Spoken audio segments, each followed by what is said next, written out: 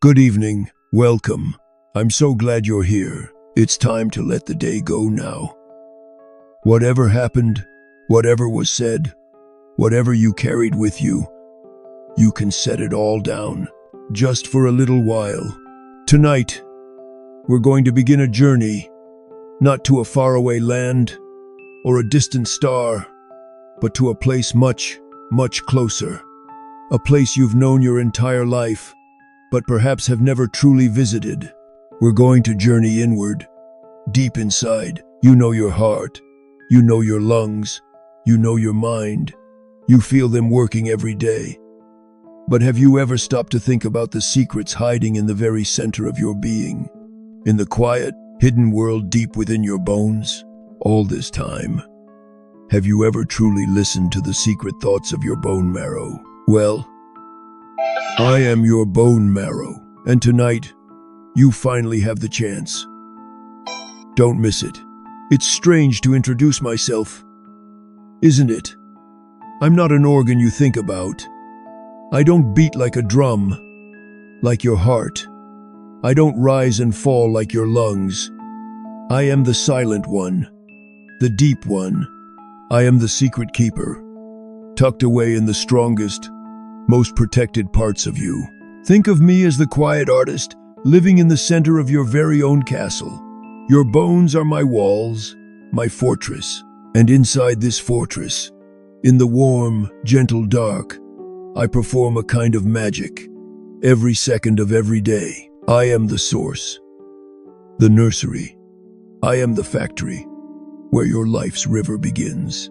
Your blood, that beautiful crimson river that carries oxygen and warmth and life to every corner of your body. It starts here, with me. I create it.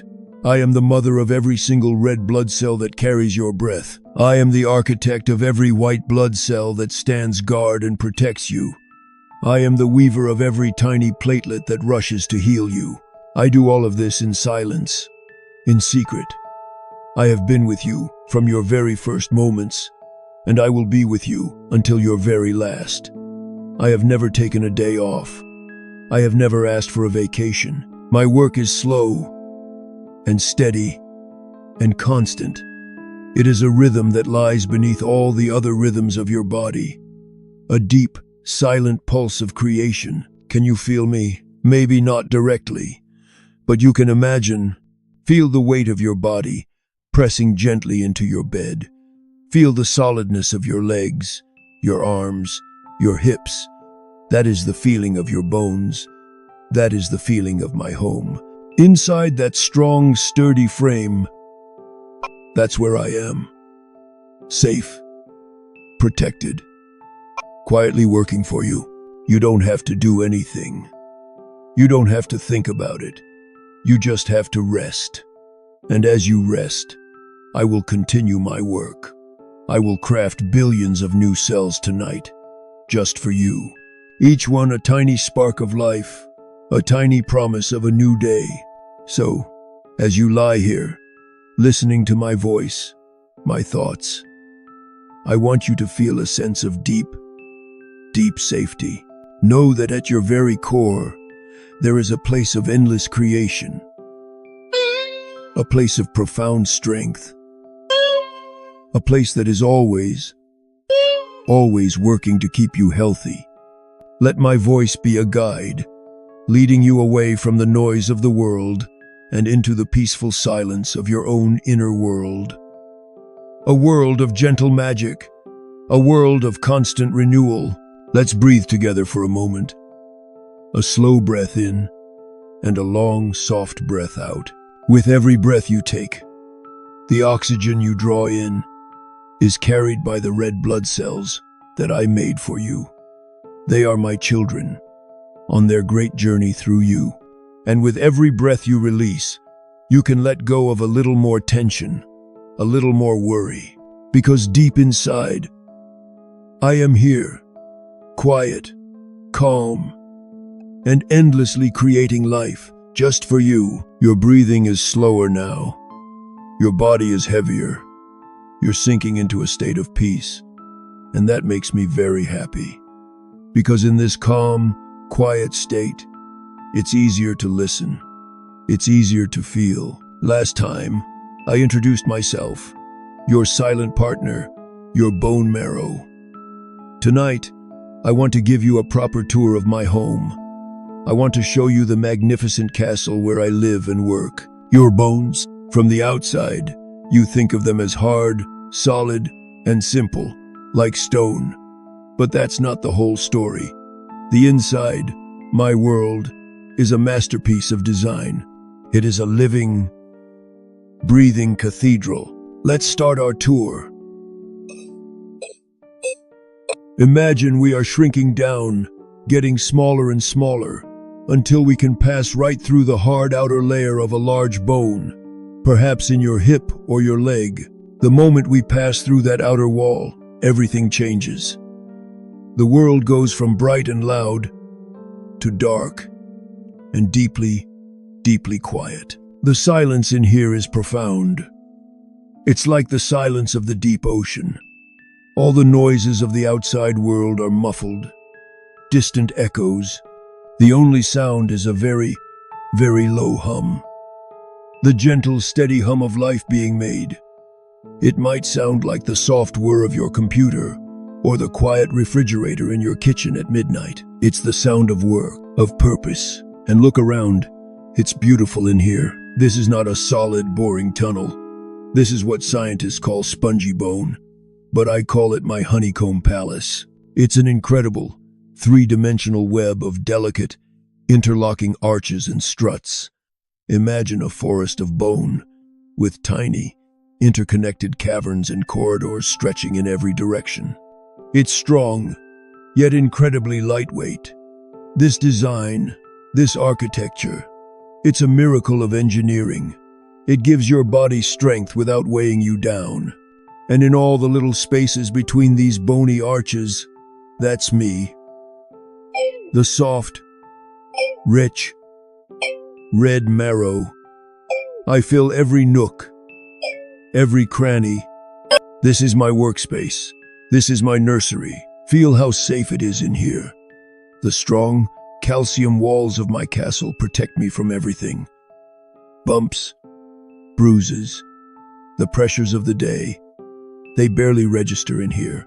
This structure is designed for one purpose, to keep me, the life-giving factory, completely safe and undisturbed. As you lie in your bed, you are perfectly supported by this amazing architecture. You are held by a framework that is both incredibly strong and beautifully complex. You are a walking, breathing work of art. Let's drift through these quiet corridors for a moment. There's no rush here. Time moves differently. It's not measured in minutes or hours, but in the steady, patient rhythm of cell division. The slow, graceful maturation of a red blood cell. The quiet, watchful patrol of a white blood cell. The environment is warm. It's the perfect temperature, maintained by the constant flow of your blood. It's a gentle, steady warmth, like being wrapped in a soft, heated blanket. So, as you feel the warmth of your own blankets tonight, you can imagine this deep, internal warmth as well. A core of gentle heat, radiating from the very center of your bones. This is your sanctuary. And it is my sanctuary. In this honeycomb palace, I have everything I need. Tiny blood vessels, like little rivers, wind their way through the corridors, bringing me all the nutrients I love. The iron, the vitamins, the building blocks I need to do my work. And when my new blood cells are ready, these same rivers carry them away, out into the wider world of your body to begin their own important journeys. Think of it. Right now, as you are simply resting, this incredible process is happening. In this strong, silent castle, in this warm, honeycomb world, I am here, building you, renewing you. Let yourself feel that deep sense of support. The physical support of your skeleton holding you, and the deeper support of me, your marrow, constantly working to keep you alive and vibrant. You are so wonderfully made. so intricately designed. Rest in that knowledge.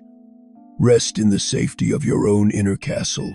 There is nothing for you to do but to feel this deep sense of peace. This profound quiet. You are safe. You are strong. You are supported. From the inside out, it is so peaceful in here with you. Can you feel it? The world outside is fading away, and the world inside is becoming clearer. We have toured my home, the strong, silent castle of your bones. You now know the deep, profound quiet where I work.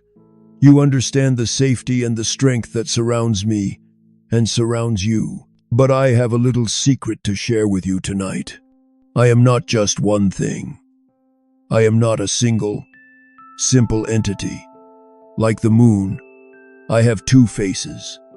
Like the day, I have a time for busy work and a time for quiet rest. I have two sides, a red side and a yellow side. Let's talk about my red self first. This is the part of me you are probably imagining. This is the red marrow. Imagine the most beautiful, vibrant garden you have ever seen. A garden teeming with life, where seeds are constantly sprouting, growing, and blossoming. That is my red self. I am an endless nursery, a warm, bustling city of creation. In the core of your body, in your hips, your ribs, your spine, that is where this vibrant red garden flourishes. This is where the magic happens. The hum of creation we spoke of, it comes from here. This is the heart of my work. It is a place of purpose, a place of joy. The color red itself is the color of life, of energy, of warmth. And my red self is full of it. If you could see me, you would see a place that is rich and dense with developing cells. Billions upon billions of tiny lives, all growing and maturing under my watchful care. It is a constant, gentle dance of becoming. A stem cell receives its instructions and begins its journey. It slowly transforms, taking on its new shape, its new purpose. I feel a deep sense of happiness in my red self. It is the feeling of a painter with an endless supply of canvas and color. The feeling of a baker in a warm kitchen, endlessly kneading dough that will nourish a family. It is a feeling of profound, quiet usefulness. This is the part of me that is most active. But there is another side to me, a quieter side. As we drift away from the busy center of your body, out into the long, straight bones of your arms and your legs, the landscape inside begins to change. The vibrant red of my garden city gently fades into a soft, beautiful gold. This is my other self. If my red self is a bustling city, my yellow self is a quiet, peaceful countryside. A library filled with ancient, sleeping books. A field of golden wheat, swaying gently, waiting for the harvest. My yellow self is calmer. It is made mostly of fat cells. You might hear the word fat and think it's a bad thing. But here, in the deep quiet of your bones, it is a form of wisdom. It is pure, stored energy, a treasure saved for a rainy day. This part of me is a wise elder. It rests, it watches, it holds potential. It doesn't feel the need to be busy all the time. It understands the power of waiting. The yellow marrow provides sustenance and maintains the perfect environment within the bone. But its main job is to simply be a quiet reserve of strength. And here is the most magical part of our duality. This is the secret of our balance. If your body ever needs me, if it faces a great challenge and requires more blood than my red gardens can produce, my yellow self can awaken. Slowly, gracefully, the golden fields of fat can transform. They can turn back into the vibrant, life-giving red nursery. The sleeping elder can become the busy artist once more. Isn't that a comforting thought? To know that even in the quietest, most restful parts of your being, there lies a hidden potential for renewal, a deep, powerful reserve of strength, waiting patiently until it is needed. So as you lie here, drifting toward sleep, you can feel both sides of me within you. Feel the gentle, creative hum of your red marrow in the core of your body. A constant, loving source of life and energy. And feel the deep, peaceful stillness of your yellow marrow in your limbs. A golden promise of rest, of stored strength, of quiet potential. One is the energy of doing, the other is the wisdom of being. You need both. You have both. They work in perfect harmony. A beautiful, silent balance deep within you. Let that feeling of balance soothe you. Let it carry you deeper into rest, the gentle pulse of creation and the profound stillness of peace. Both are here. Both are you. You are sinking deeper now. Your breath is soft and low. Your muscles are letting go. You are here, with me, in the deep and quiet world within. We have spoken of my two selves, the red and the yellow, the garden and the golden field. Now, I want to introduce you to the most important resident of my red garden, the one from whom all life here begins. I want you to meet the queen, the ancient mother, the seed of all things. I want you to meet your hematopoietic stem cell. It is a long, scientific name, I know, so let's not use it. Let's call her the ancestral cell, or the mother cell, because that is what she is. She is the great-great-great-grandmother of every blood cell you have ever had. In my vibrant red nursery, amidst the billions of growing cells, there are a very special few who are different. They are quiet. They are unassuming, but they hold all the power. They are the mother cells. Imagine a single perfect seed, a seed that holds within it the blueprint for an entire forest.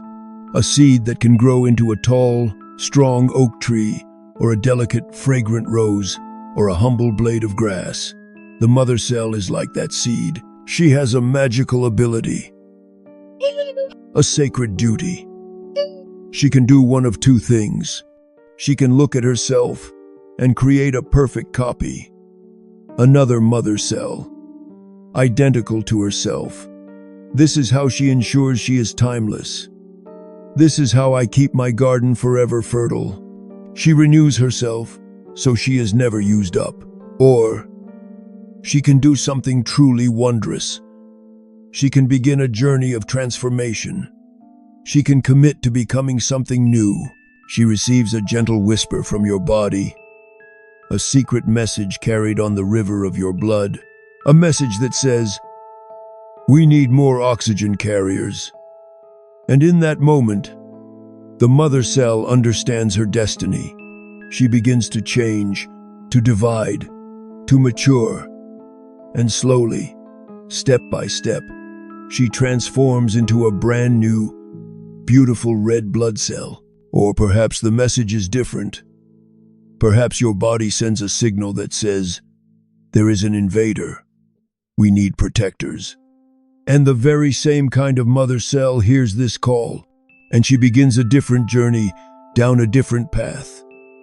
She transforms herself into a strong, intelligent white blood cell, ready to defend you. One seed, so many possibilities. Red cells, white cells, platelets. They all begin as this one, miraculous, ancestral cell. My most important job is to be the guardian of these cells. I provide them with the perfect home, a place called a niche.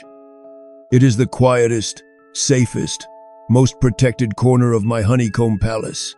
Here, the mother cells can rest, undisturbed, listening for the needs of your body. I make sure they have everything they need. I keep them safe from harm. I nurture them, so they can continue their sacred work for your entire life. This is the secret to your body's incredible ability to heal, to renew, to regenerate. It is the quiet, constant miracle of these mother cells, working in the deep, warm darkness of my nursery. While you sleep, they are not sleeping. They are dividing. They are transforming. They are renewing your life force. Isn't that a wonderful thing to know? That no matter how tired you feel, no matter how worn out the day has left you, you have a secret, timeless source of renewal deep within you. An ancestral mother who is constantly creating new life just for you. Feel that potential now. Feel that deep, quiet power for healing that resides in your very core. It is your birthright. It is the greatest gift I can give you. As you breathe in, imagine you are sending a gentle wave of peace and nourishment to these precious cells. And as you breathe out, know that they are working for you, transforming, creating the very river of life that sustains you. You don't have to do anything at all. Just rest. And trust in the ancient wisdom of your body. Trust in the quiet magic of the mother cell. She is here.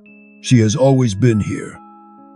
And she is taking care of you. And so you drift, deeper and deeper, further from the shore of the waking world. You are safe here. You are at peace. You have met the mother cell, the ancient seed of life. You understand the quiet miracle of her work. Now, I want to take you back in time, far, far back. To the very beginning, I want to tell you a story. The story of the first time I ever created a river. Your river, before you were you, when you were just a tiny cluster of hope, a dream unfolding in the safety of the womb. I was just beginning to form. I found my home in your brand new tiny bones. And at first, it was very, very quiet. The mother cells were there. The potential was there. But the river had not yet begun to flow. And then, one day, the first whisper arrived. A signal from your developing body. A tiny, urgent request. It is time, it said. We need life. And I knew what I had to do. It was my first true moment of purpose. I felt a gentle thrill, a quiet excitement. I watched as one of the very first mother cells began her transformation. It was a sacred dance. She divided. She matured. She filled herself with a beautiful red jewel called hemoglobin. She became something perfect, something new. The very first red blood cell. It was so small, and yet it held so much promise. It sat there, in the quiet of my nursery, ready, waiting, and I had to be brave. It was like being a parent, about to send their child out into the world for the very first time. The world of your body was still dark, and new, and vast. Within my honeycomb palace, there are special doorways, tiny, magical gates that lead out into the bloodstream. They are very clever doors, only opening for cells that are perfectly finished and ready for their journey. I found one of these doors, and with a gentle nudge, a whisper of encouragement, I opened it. And the little red blood cell, your very first one, slipped out. It was released from the quiet stillness of my home into the slow, dark current of a tiny, brand new blood vessel, and it began to drift.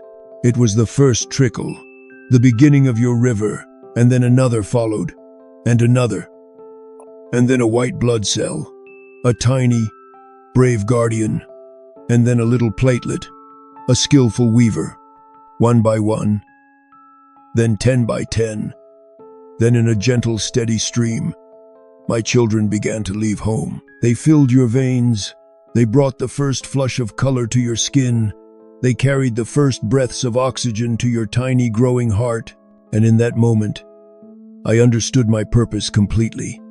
This was my job for your entire life, to be the source, to be the beginning, to constantly feed this beautiful, flowing river of life within you. It was a moment of the most gentle, profound joy, a quiet emotional climax, not of noise and drama, but of purpose and love. My purpose, my love for you. And that same river flows within you now. It is older, wider, and stronger. But it began with that very first trickle. In the deep quiet of my home, as you lie here, you can almost feel it. A slow, warm current flowing peacefully through your entire body. From the tips of your toes to the top of your head, it is a river of life, a river of warmth, a river of peace. And it all starts here. With me, let the feeling of that gentle, flowing river soothe you. Imagine it is a current of deep relaxation, washing away any tension, any worry. Let it carry you, let it rock you, gently, drifting, flowing, on a river of your own making. A river that began with a single drop of love. It seems you are still with me. That's wonderful. Don't worry if you drift in and out. That's what this journey is for. There is no destination, only the gentle process of letting go. You now know the story of your river, how it began with a single, precious drop. Tonight, let's talk more about the most important travelers on that river, the ones who make up almost half of its volume, my most numerous children, the red blood cells. I want you to really understand how special they are. I am so proud of them. I make more than 2 million of them for you, every single second. Imagine that. A constant, endless creation of tiny, perfect messengers. I call them the messengers of breath. Because that is what they do. They carry the most precious cargo of all, oxygen. The process of creating one is a work of art. It takes about 7 days, and I oversee every step with the utmost care. It all begins with the mother cell, of course. She hears the call, a hormone whisper from your kidneys, and she dedicates herself to becoming an oxygen carrier. Her first form is large and full of potential. She is a young student, eager to learn. Over the next few days, I nurture her. I feed her.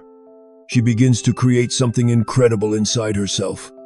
She starts to manufacture hemoglobin. Hemoglobin is the reason your blood is red. I like to think of it as a beautiful, red jewel. And at the very heart of this jewel, there is a tiny spark of iron. That little spark of iron is like a magnet. It has one job, to attract and hold on to oxygen. Without iron, the jewel is incomplete. The magnet doesn't work. This is why the iron you eat in your food is so very important. It is a gift you send directly to me, so I can place the spark in the heart of my jewels. As the young cell matures, she fills herself up with millions and millions of these red jewels. She becomes packed with them until there is almost no room for anything else. And then she does something truly amazing. Something that shows her complete and total dedication to you. In the final stage of her maturation, just before she is ready to leave my home, she makes a sacrifice. She pushes out her own nucleus, the very brain of the cell. She lets it go. Why would she do this? To make more room for oxygen. She gives up her own control center, her own identity, so that she can carry more of the precious cargo you need to live. It is the ultimate act of service. Once she has done this, she is no longer a round ball. She collapses in the middle, taking on her iconic shape, a biconcave disc, like a little, soft donut without a hole. This shape is genius. It gives her a huge surface area for absorbing oxygen, and it makes her incredibly flexible, able to squeeze through the tiniest, most narrow blood vessels in your body. She is now perfect, a tiny, flexible boat filled with oxygen magnets, ready for her journey. And so, I open the door, and she slips into the river. Her life is a grand adventure that lasts for about 120 days. She will travel through your entire body thousands of times. She will journey to your lungs to pick up her cargo of oxygen. Then she will race to your heart, which will lovingly pump her to every cell, delivering her life-giving gift. She will bring energy to your brain so you can think, to your muscles so you can move, and to your eyes so you can see. And as you lie here, breathing so slowly and deeply, you are participating in this beautiful dance. With every inhale, your lungs are filling my little red boats with their precious cargo. Feel the gentle rise of your chest. That is the moment of loading. And as you exhale, your heart is gently pushing them along their way, on their mission of delivery. Feel the slow, steady beat in your chest, a soft, distant drum, guiding them on their journey. This is the rhythm of life. Your breath, your heartbeat, and the silent, flowing journey of my children, all working together, all for you. So rest now, and know that millions of these perfect little messengers are traveling through you, bringing peace and life and energy to every part of you. You are being cared for at a level so deep, so profound. Just breathe and let the river flow. I hope my voice is a comfort to you. I hope our journey into this inner world is bringing you peace. We have spoken of my most numerous children, the little red boats that carry your breath. They are the citizens of your inner river, the workers, the messengers. They bring life and energy to every shore. But a kingdom needs more than just workers. A kingdom needs guardians, protectors. Tonight, I want to tell you about my other children. They are far fewer in number, but their purpose is just as profound. They are your immune army, your secret service, your white knights. The scientists call them leukocytes, or white blood cells. I think of them as the vigilant protectors of the realm. While the red cells carry life, the white cells defend it. Crafting them is a different kind of art. It requires not just precision, but also intelligence. For these are not simple delivery boats. These are smart cells, soldiers, spies, and librarians, all rolled into one. There are many different kinds, a whole diverse family of guardians. First, there are the most numerous of my knights, the ones called neutrophils. They are the first responders, the brave foot soldiers. When a signal of trouble goes out anywhere in your body, a tiny splinter, a scratch, or the beginning of an infection, they are the first to arrive on the scene. They are fast, and they are fearless. They rush out of the bloodstream and into the tissues to confront any intruder directly. I am so proud of their courage. Then, there are the great eaters, the macrophages. I think of them as the royal cleanup crew. They are large, powerful cells that patrol your tissues like gentle giants. Their job is to swallow up anything that doesn't belong. Old, retired red blood cells, cellular debris, and, of course, invading germs. They are the garbage collectors and the bouncers of your body, keeping everything tidy and safe. But perhaps the most amazing of all are the lymphocytes. They are the intelligence agency of my army. They are incredibly smart. There are two main types, and they have the most important jobs of all. There are the B cells. I think of them as the master librarians and weaponsmiths. They have an incredible memory. When a new germ enters your body, the B cells study it. They learn its shape, its secrets, and then they forge the perfect weapon to defeat it. A tiny, targeted missile called an antibody. And they never, ever forget an enemy. They keep a record in their library of every foe you have ever faced, so that if it ever returns, they can build the right weapon instantly. This is the secret of immunity. It is the wisdom of the B cell library. And then there are their partners, the T cells. If the B cells are the intelligence agency, the T cells are the special forces, the elite assassins. Some of them are helper T cells, who act as the generals, coordinating the entire immune response. And others are killer T cells. They don't just make weapons, they are the weapon. They seek out your own body cells that have been compromised by a virus, and they destroy them to protect the rest of the kingdom. It is a difficult job, but they do it with precision and grace. So you see, I am not just building workers. I am building a sophisticated, intelligent, and deeply loyal army for you. And they are on duty right now, as you lie here, resting. They are not resting. They are flowing silently through your blood. They are creeping quietly through your tissues. They are standing guard on the walls of your inner castle. They are watching, protecting, keeping you safe from a world of unseen dangers. Isn't that a deeply comforting thought? To know that you are never truly undefended. You have a legion of white knights within you, a silent, sleepless army dedicated to your well-being, an army born right here, in the deep, quiet safety of my home. So let go of any need to protect yourself right now. Surrender the need to be on guard. Your army is on duty. Your protectors are vigilant. You can rest. You can let down your shield. You are safe. You are protected. Let that feeling of deep, profound security wash over you. A wave of peace, knowing you are so well cared for, from the inside out. And you continue to drift, deeper and deeper, into the calm. Your body is so heavy and relaxed.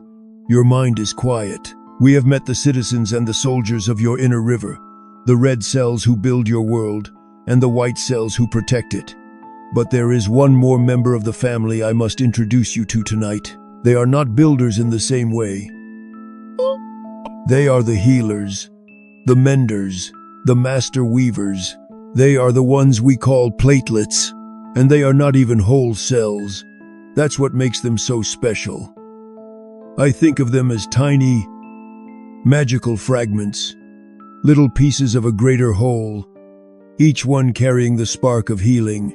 Inside my honeycomb palace, I create very large, gentle giant cells.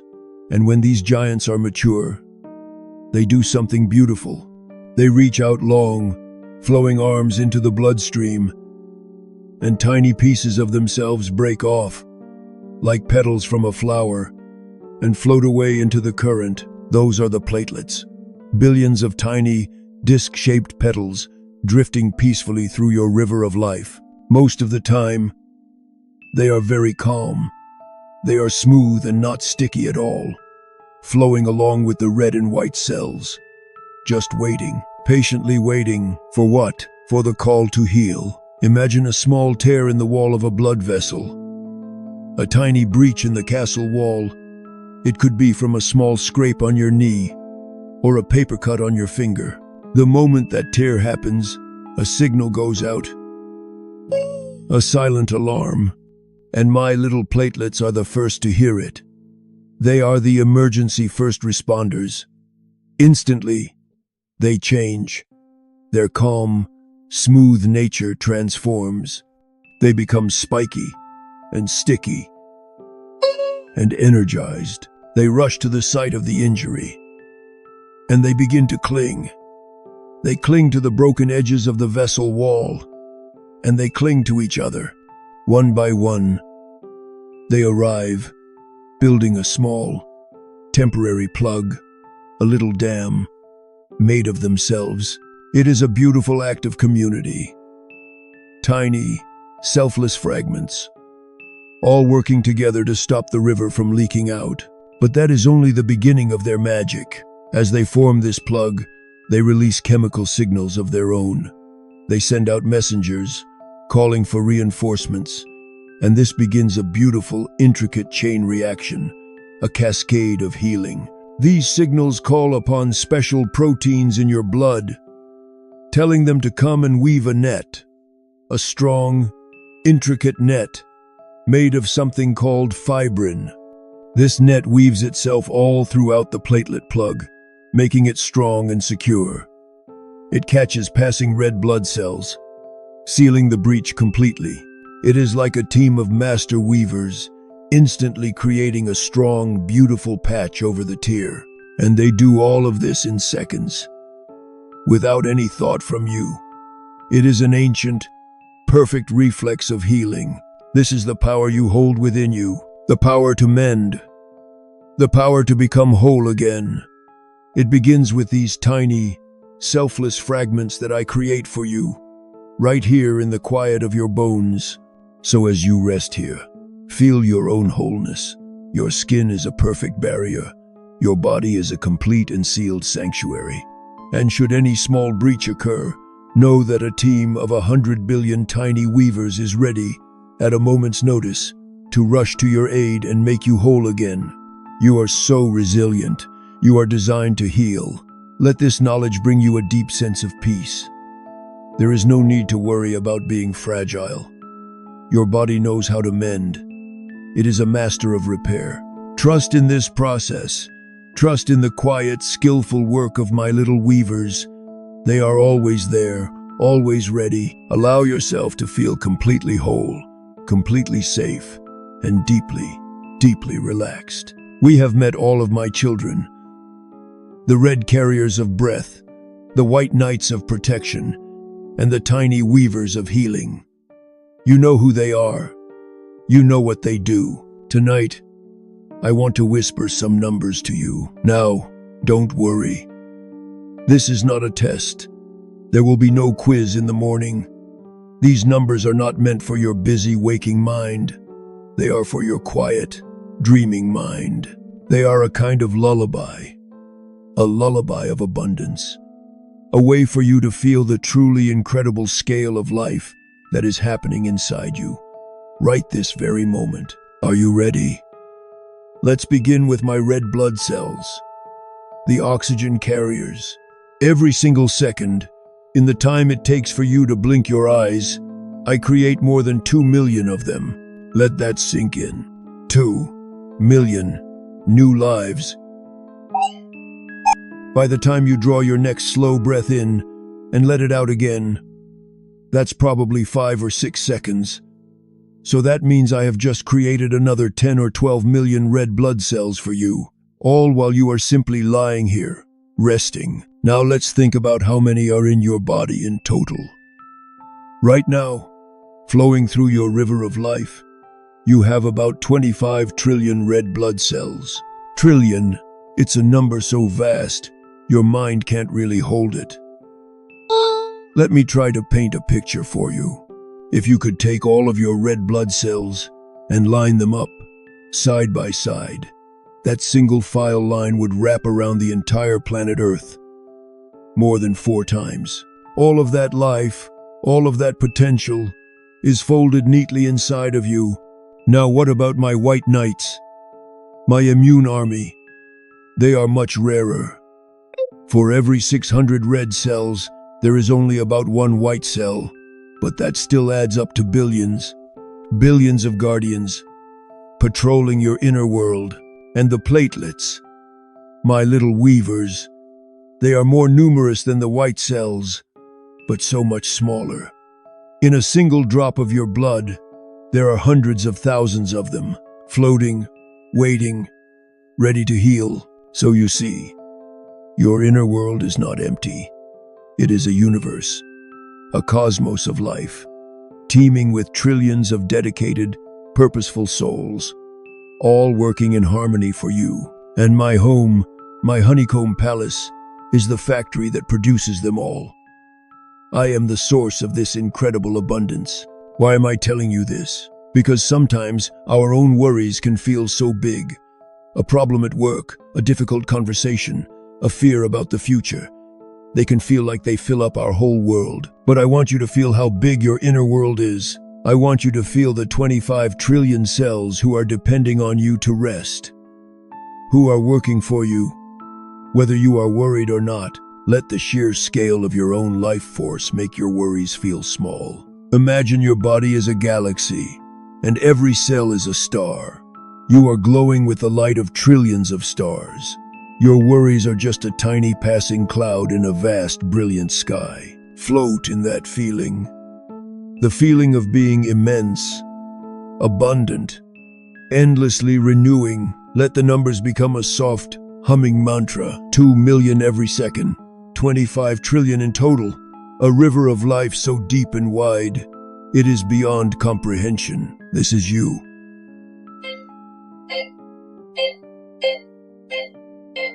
This is the power you contain. This is the miracle you are. So rest now.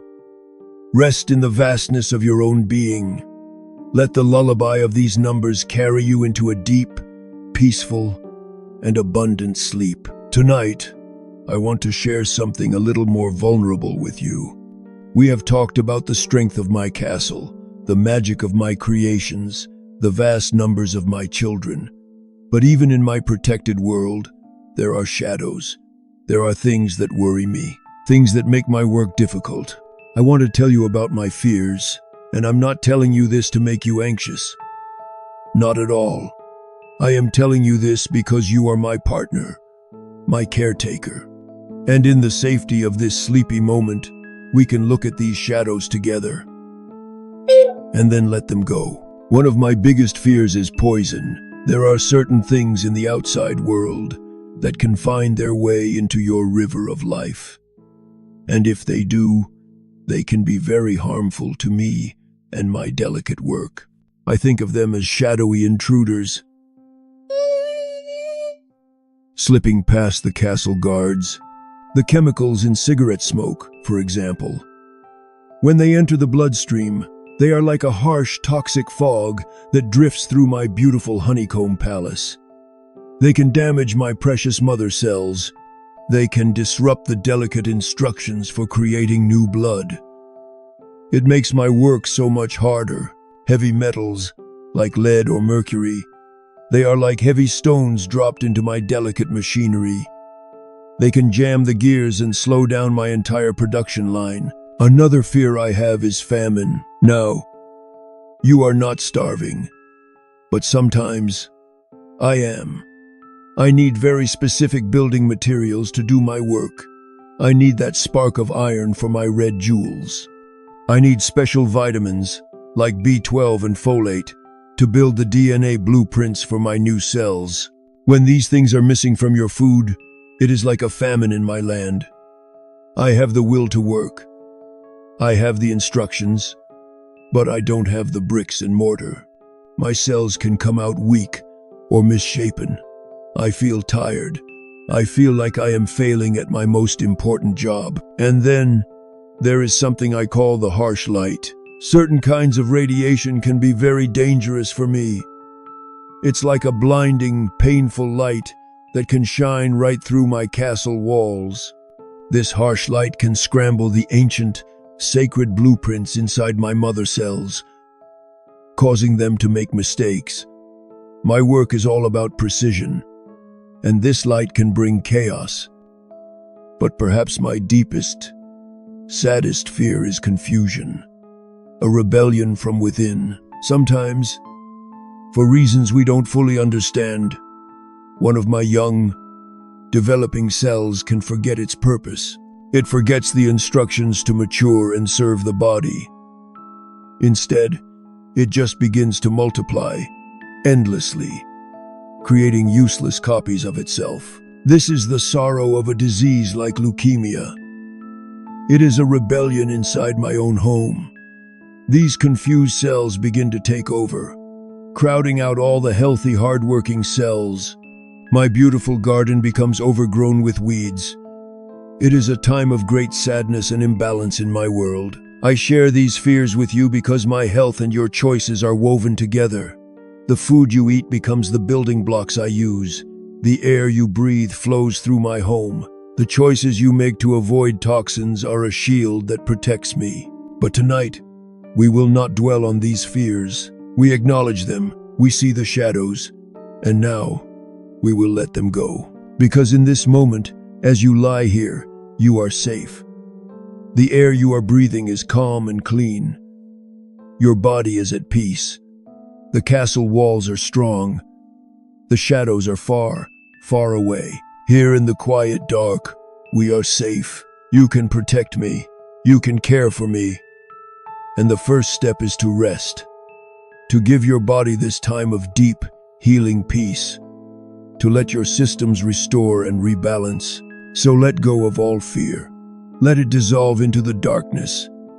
And let's fill this inner world with a gentle, loving intention. An intention for health, for safety, for peace. An intention that we send together to the very core of your being. After sharing my fears, it only seems right that I should share my joys. And my greatest joy is receiving gifts from you. You send me these gifts every day, in the most wonderful way. You send them through the food you eat. I think of them as love letters delivered to me by the river of your blood, and these love letters contain the very things I need to do my work with happiness and strength. They are the nutrients of joy, my absolute favorite gift. The one that makes my red garden sing is iron. When iron arrives, it's like a sprinkle of magical red dust, tiny sparks of fire. It is the essential ingredient for the red jewels of hemoglobin. I take each tiny spark of iron, and with great care, I place it in the very heart of a new hemoglobin molecule. It is the final, perfect touch. Without this spark, my red blood cells would be pale and weak. They would be like lanterns without a flame, but with your gift of iron, I can make them vibrant, strong, and full of life-carrying power. Every time you eat something rich in iron, you are sending me the sparks I need to light up your entire world. It fills me with a sense of purpose and artistry. Another gift I treasure is a vitamin called B12. If iron is the spark, then B12 is the master blueprint.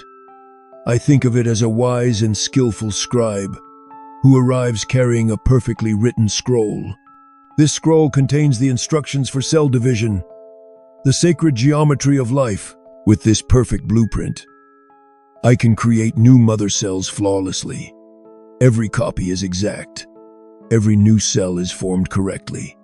My work becomes easy, graceful, and precise. But if the scribe doesn't arrive, if the blueprints are missing, my work becomes very difficult. I can get confused, and the cells I make can be too large and not work properly. So you can see why I am so overjoyed when your gift of B12 arrives. It is the gift of clarity, of wisdom, and that wise scribe has a partner, an essential helper. This helper is called folate. If B12 is the blueprint, folate is the special ink and the high-quality paper. The two work together as a team. The scribe cannot write his perfect instructions without the proper materials. When they arrive together, my workshop is filled with a sense of harmony. The blueprints are clear, the ink is rich, and I can build my new cells with confidence and ease. And of course, there is the most fundamental gift of all, the gift of protein. Protein is the clay in my hands. It is the lumber for my houses, the very bricks and mortar of life. Every part of every cell, the walls, the inner machinery, the hemoglobin jewel itself, is built from the building blocks of protein. When you send me a rich supply of protein, I feel strong and capable.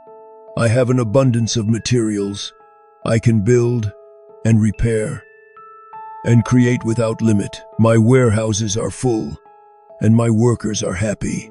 These are the things I love most: iron, B12, folate, and protein. They are not just chemicals to me. They are expressions of your care.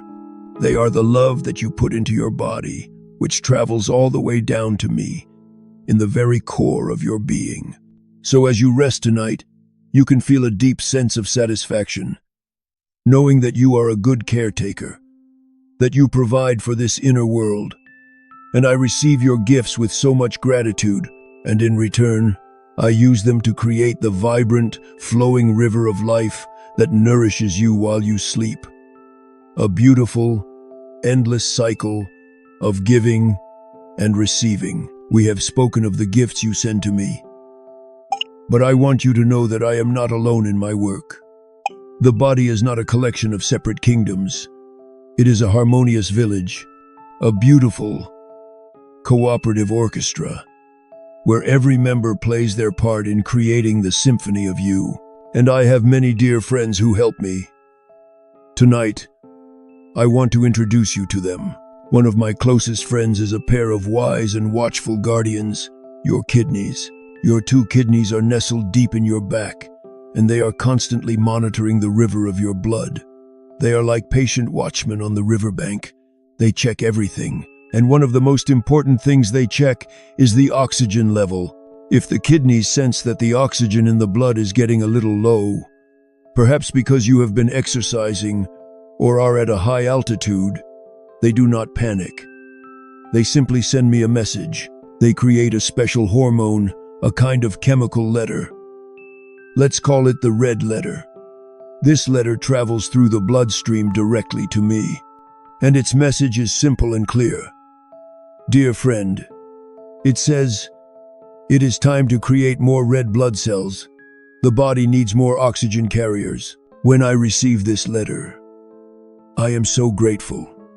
It gives me my instructions. I immediately tell my mother cells to begin the 7-day journey of becoming red blood cells. The kidneys and I work together in a perfect feedback loop, always ensuring you have exactly the right amount of oxygen carrying capacity. We are partners in breath, partners in life.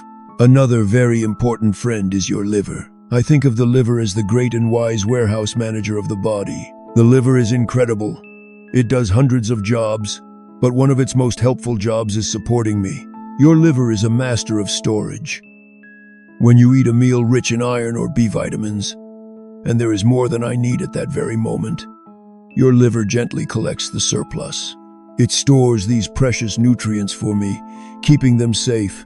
Then, if there is a day when you don't get quite enough, the liver, my wise friend, will release some of its stored supply into the bloodstream, sending it to me so I never run out of my building materials. The liver ensures I always have what I need. It is a steady, reliable, and generous partner. And then, there is the friend who helps me with the most delicate part of my cycle, your spleen. My little red blood cell children have a lifespan of about 120 days. They work so hard, traveling thousands of miles through your body. Eventually, they grow old and tired, and when their journey is over, they need a peaceful place to retire. The spleen is that place. I think of it as a gentle recycling center, a peaceful retirement home. The spleen has tiny winding corridors that old inflexible red blood cells can no longer pass through. Here, they are gently taken apart, but nothing is wasted. The spleen is a master recycler. It carefully removes the precious iron spark from the center of each old hemoglobin jewel, and then it sends that iron back to me. It is the most beautiful cycle. I use the iron to create a new red blood cell. That cell lives a long, useful life. And when it is old, the spleen salvages the iron and returns it to me, so a new life can begin. It is a perfect, sustainable system, a story not of death, but of endless renewal. So you see, I am part of a community. The watchful kidneys, the generous liver, the wise spleen. We are all working together. As you drift off to sleep, feel this harmony within you. Feel this silent, loving collaboration. Your body is not at war. It is a village of friends, all working together in perfect rhythm. Let that feeling of coherence and community bring you a deep, deep sense of peace. You are so wonderfully relaxed. Your body is heavy, and your mind is open. It is the perfect state to receive comfort, to receive nourishment. We have talked about the nutrients I love and the friends who help me. So, you might be wondering, where can you find these beautiful gifts for me? Tonight, I want to tell you a love story about food. This is not a list of rules. This is not a diet. There is no judgment here. This is simply a gentle journey through the delicious, beautiful foods that make my work a joy. It is a story of how the outside world, the goodness of the earth, can become the very foundation of your inner world. Let's start with my favorite gift, the spark of iron. I love it when you eat deep, green, leafy vegetables. Things like spinach and kale. I imagine them as soft, velvet green blankets, woven from sunlight and earth, and folded within them are tiny sparks of iron. When you eat them, you are eating condensed sunshine and sending it straight to me. I also feel a deep strength when you eat hearty beans and lentils. I picture them as little, smooth stones, each one holding a solid nugget of strength and iron. They provide a steady, reliable energy that helps me work for hours. And of course, for those of you who eat it, rich red meat is a powerful gift. It is a direct offering of strength, providing a form of iron that I can use very, very easily. Now, what about the master blueprints of vitamin B12? I find these precious scrolls in foods like eggs, milk, and fish. I imagine an egg as a perfect, smooth pearl, and inside is the secret architectural plan for life. I picture fish as silver messengers from the deep, quiet ocean, carrying ancient wisdom in their very being. When you eat these foods, you are sending my workshop the clear, perfect instructions I need to build flawless cells. And what about folate, the helper scribe zinc? Oh, I find this in so many wonderful places. I see it in the bright, cheerful color of oranges. I imagine each segment as a little pocket of liquid sunshine, filled with the materials for creation. I find it in avocados, so smooth and green and full of goodness, a gift of pure, creamy energy. And when you eat these foods, you can imagine what is happening inside. Imagine the velvet green of spinach arriving in my workshop. Imagine the tiny red sparks of iron being unloaded, ready to be placed into my hemoglobin jewels. Imagine the gentle wisdom from a piece of fish arriving, the master blueprints of B12 being carefully unrolled by my workers. Imagine the joyful sunshine from an orange arriving, providing the ink to write those plans. And imagine the steady strength from a meal with beans or protein, giving me the very clay to build my creations. Eating is not just a chore. It is an act of profound love. It is the most direct way you can care for me and for your entire inner world. There is no need to worry about being perfect. Just the simple intention of choosing a food that nourishes, that is enough. That intention sends a wave of love through your whole body. So tonight, as you drift into sleep, perhaps you can think of a happy food, a food that brings you comfort and strength, and you can imagine, with a gentle smile, that you are sending a beautiful gift, all the way down to me. And I receive it with so much gratitude. It is so peaceful here with you tonight. In this space of trust, we can be honest with each other. Just as there are foods and nutrients that bring me such joy, there are certain habits that can bring me sorrow. They make my delicate work so much more difficult, and I want to share these with you, not to make you feel guilty, never that, but as a gentle plea, a soft whisper from the very core of you, asking for gentleness. Think of my home, my beautiful garden, as a quiet, sacred place of creation. And some habits are like walking through that garden with heavy, muddy boots. They disrupt the peace. They trample the delicate sprouts. One of the hardest things for me is when you don't get enough sleep. I know the world is busy. I know there are worries that can keep you awake. But I want to tell you what sleep means to me. Sleep is when I do my most important work. It is my golden time. When your body is still, when your mind is quiet, all of the body's energy can be directed toward healing and renewal. The river of your blood flows slowly and peacefully. The demand for new cells is calm and predictable. This is when I do my deep cleaning, my repairs, my most thoughtful and intricate creations.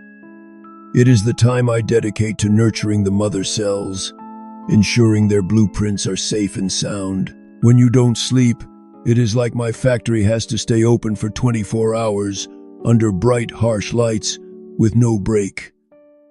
The alarm bells of your tired mind are always ringing, I get tired too. My workers get exhausted. And when we are exhausted, we can make mistakes. So the very act of you lying here, right now, choosing to rest, it is the greatest gift you could possibly give me. It is the gift of peace, the gift of healing time, and I thank you for it. From the bottom of my being. Another habit that brings a flood of sorrow to my world is excessive alcohol. I understand it is a part of many cultures and social rituals. A little bit, now and then, my friend, the liver can handle. But when a lot of alcohol comes rushing down the river of your blood, it is like a toxic flood in my workshops. Alcohol is a poison to my delicate, developing cells. It can directly damage them. It suppresses my ability to work, telling my factory to slow down, or even to stop production for a while. It makes the whole environment of my beautiful home feel heavy and sick. And then there is the habit of living with chronic stress. We have spoken of the alarm bell, but when that alarm bell rings every single day, it is no longer an emergency. It becomes the normal sound of the world, a constant, clanging noise that never stops. This constant state of high alert tells your body to focus only on survival.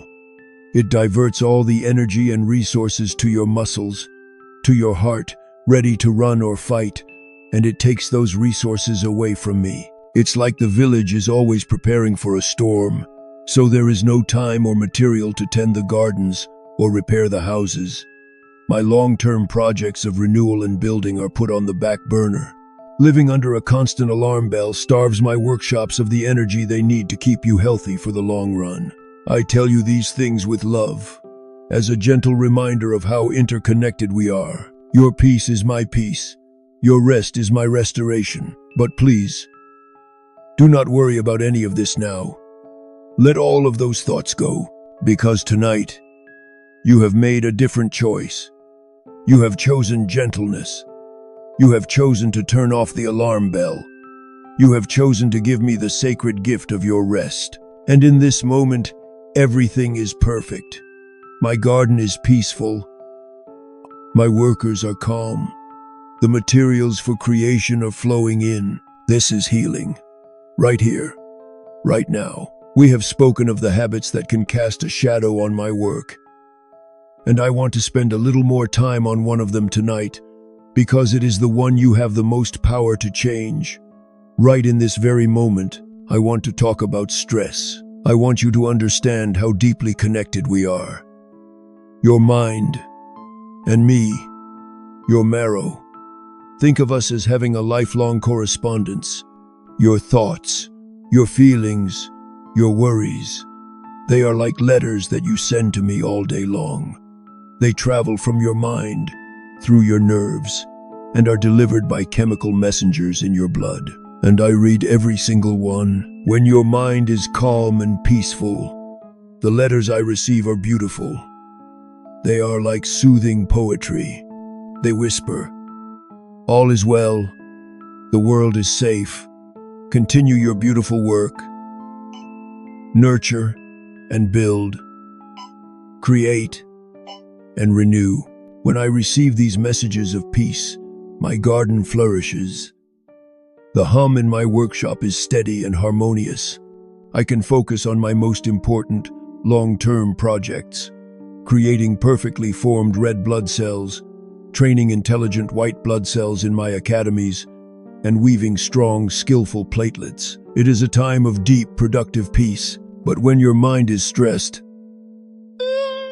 the letters change. When you are worried, or anxious, or rushed, a different kind of letter is sent. It is not a gentle poem. It is an urgent telegram, an emergency broadcast. Hormones like adrenaline and cortisol are the emergency messengers. They come rushing down the river of your blood, shouting, "Emergency! Emergency! All hands on deck! Forget the long-term projects. Stop building for the future. Prepare for immediate danger." It is the sound of a constant, clanging alarm bell, and when I hear that alarm, I must obey. I am your loyal servant. My priorities have to shift instantly. I must change my entire production line. The main message I receive is, danger is coming, we might get injured. So, I divert my resources. I start making more platelets, the little weavers, in case you need to heal a wound.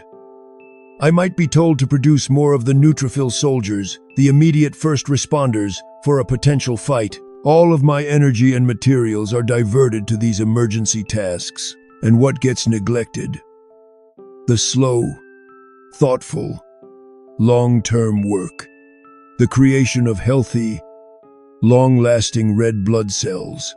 The careful training of the librarian and special forces white blood cells that protect you from illness in the long run. It's like trying to build a strong, beautiful house, but you are constantly being forced to stop and put out small fires. The house never gets finished properly. The foundation is never as strong as it could be. This is what chronic stress does to me. It keeps me in a state of constant, low-grade emergency. My work becomes rushed. My resources are spread thin. My garden does not flourish as it should.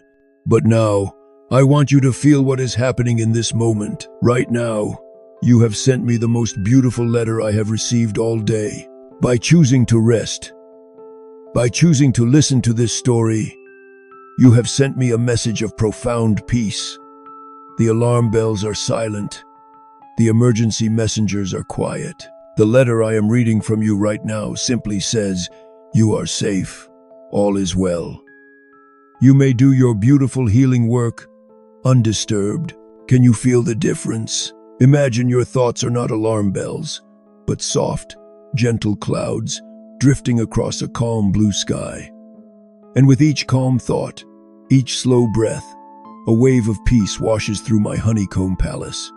A gentle healing rain is falling on my garden. Everything is growing more vibrantly, more peacefully. This is the power you have, the power of your own peaceful mind. It is the greatest medicine, the most wonderful gift, and you are giving it to me and to yourself right now. Thank you. You are sinking so deeply into rest. It is a beautiful thing to feel. In this deep, safe space, we can talk about even the most delicate things. We have talked about the things that can make my work difficult, the shadows, the stress, the habits that bring me sorrow. Sometimes, despite my very best efforts, I can become unwell. I can become tired. I struggle to keep up with the immense demands of the body. I want to tell you what that feels like, from the inside. I am not telling you this to worry you.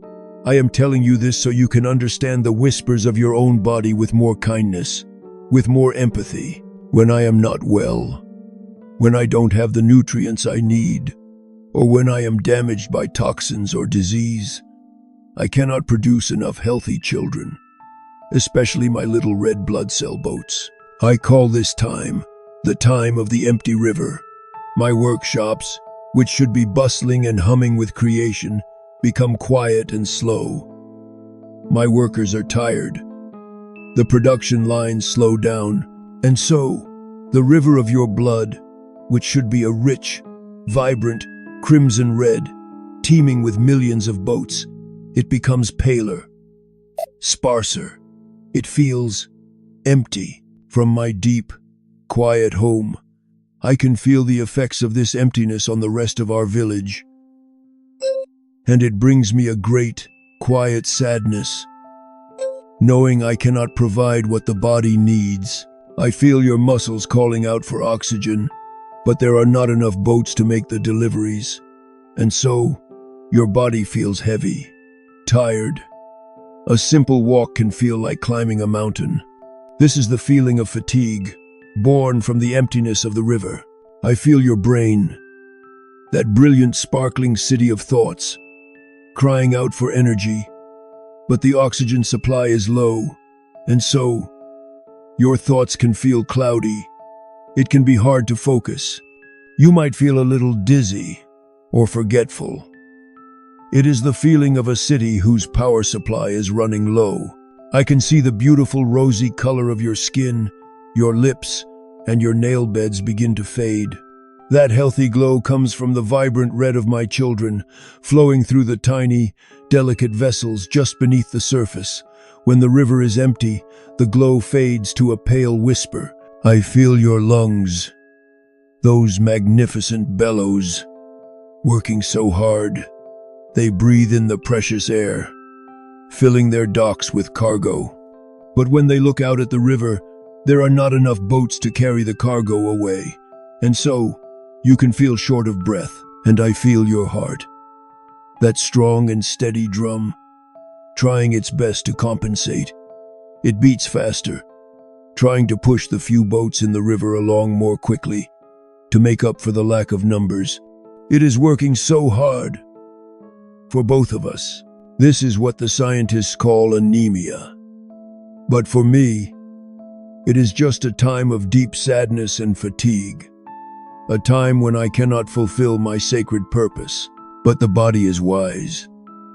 These feelings, the fatigue, the brain fog, the paleness, they are not a punishment. They are a message. They are a loving whisper from your own body, saying, please, it is time to rest. It is time to nourish.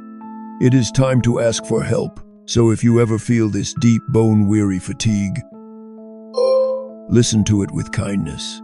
It is a sign that your inner world needs care. But tonight is not a time of emptiness.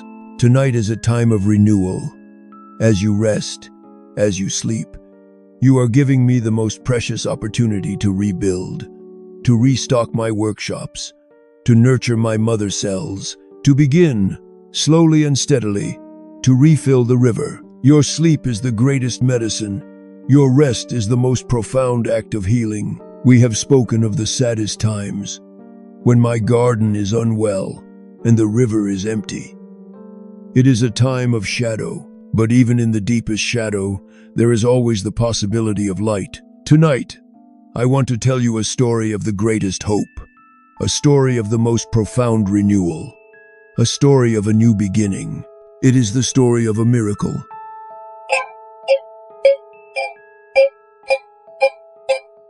Imagine, for a moment, that my beautiful red garden has become very sick. The soil is tired and can no longer grow healthy sprouts. My precious mother cells have become damaged or confused. My workshops have fallen silent. The river is nearly empty. This is a time of great peril for the body, but there is hope. There is a brave and difficult plan. First, the old sick garden must be cleared away. The body, with the help of powerful medicines, begins to gently remove all of my old unhealthy cells. It is like a controlled forest fire, clearing away the dead wood to make way for new life. It is a quiet, solemn, and necessary preparation. My honeycomb palace becomes empty, clean, waiting, and then the miracle arrives. It comes not as a loud thunderclap, but as a quiet, gentle infusion. Through the river of your blood, a gift arrives, the greatest gift one person can give to another, the gift of new, healthy mother cells from a donor. I see them coming, and my whole being fills with a silent, profound sense of awe. They are tiny, brave seeds of hope, new, wise ancestral cells, sent from a kind and generous friend. They are so intelligent, they do not need a map. As they drift through the bloodstream, they feel the pull of my empty home. They know, instinctively, that this is where they belong. One by one, they find their way into my honeycomb palace. They find the empty, waiting niches, the quiet, sacred corners of the castle that have been prepared for them. And they settle in. They take root for a few days. All is quiet. The new seeds are acclimating to their new home. They are getting comfortable. And then, the first sign of spring, a single new mother cell divides, and then another. They begin to build a new community, a new family, and then the first true miracle. one of the new mother cells begins her journey of transformation. She creates the very first, brand new, perfectly healthy red blood cell. It is the first sprout in the replanted garden, the first trickle of a brand new river, and it slips out into the bloodstream. A perfect little boat, a messenger of hope. And then a new white knight is born, a brave, new guardian. And then a new platelet, a skillful weaver. Slowly at first, and then with growing confidence and strength, the new garden begins to flourish. The workshops hum with a new kind of energy. The river begins to flow again, rich and red and full of life. It is a new spring, a rebirth, a second chance. This is the miracle of a bone marrow transplant. It is a story about the incredible generosity of the human spirit, and it is a story about the profound resilience of your own body. Its amazing capacity to welcome a new beginning. Even if your own garden is healthy and strong tonight, this story is for you. It is a reminder that even when things seem lost, renewal is always possible. Hope is always possible.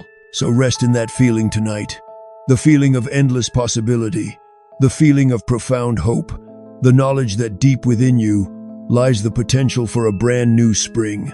You are drifting so peacefully now, almost asleep. That is perfect. Your mind is like a soft sponge, ready to absorb stories of peace and of hope. We just spoke of the modern miracle of a transplant, a new spring in the garden of the bones. But miracles like this don't just appear out of nowhere. They are not sudden flashes of lightning. No. They are built on the quiet, patient, dedicated work of many people over many, many years. So tonight, I want to tell you a different kind of story. A quiet, boring story. The story of a pioneer. Let's drift back in time to the 1940s and 50s. The world was a different place, and my world, the world of the marrow, was still a great mystery. We knew that problems here could be fatal, but the idea of replacing a whole system, it seemed like science fiction. But there was a doctor in America named E. Donald Thomas. He was a quiet, thoughtful, and incredibly persistent man, and he was fascinated by this puzzle. He looked at the failing marrow, and he didn't just see a disease. He saw a question, a possibility. He thought, what if we could? What if we could give someone a whole new marrow? A whole new immune system? Many other scientists at the time thought it was a foolish idea. The body's immune system, my army of white knights, is designed to attack anything that is foreign. It was believed that a new marrow would be instantly rejected, or that the new marrow would attack the body. But Dr. Thomas was not discouraged. He was patient. He worked like a watchmaker, carefully studying the tiniest gears of the immune system. He and his team worked for decades, first with mice, then with dogs. Their work was slow. It was methodical. It was often frustrating. There were many setbacks, many experiments that did not work, many moments that would have made other people give up, but they did not give up. They learned from every failure. They adjusted their techniques. They were driven by a quiet, steady, unwavering hope. Then, in the late 1950s, they performed the first human bone marrow transplants. The early attempts were difficult. The challenges were immense. But they kept learning. They discovered the importance of matching tissues between the donor and the recipient. They developed the medicines needed to prevent rejection.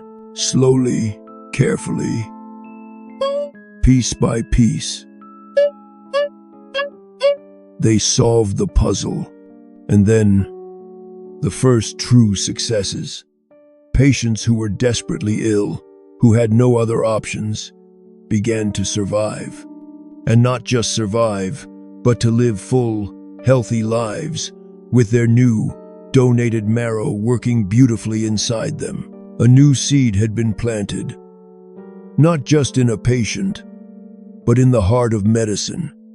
A seed of profound hope. Dr. Thomas, who became known as the father of bone marrow transplantation, won the Nobel Prize for his work in 1990. But the prize was not just for him. It was for his entire team, for the decades of quiet, patient, often thankless work, and it was for the incredible courage of the very first patients who trusted in this new, unproven idea. I tell you this story because it is a story about the nature of true healing. It is often not a sudden flash of insight. It is a slow, steady, patient process. It requires dedication. It requires hope. And it requires rest. Just as Dr. Thomas and his team worked patiently for years to solve their puzzle, your own body is working patiently tonight to heal and restore you. It is not a loud or dramatic process. It is a quiet, steady, cellular dedication to your well-being. So trust in this slow, quiet work. Trust in the patient wisdom of your body.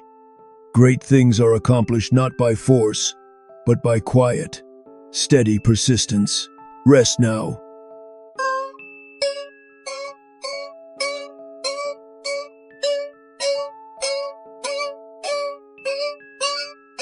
And let the patient work of healing unfold within you. Feel the gentle weight of your body. Feel the softness of your bed. Feel how your breath is moving, all on its own. A slow, gentle tide. We have talked about food and rest and the patient work of history.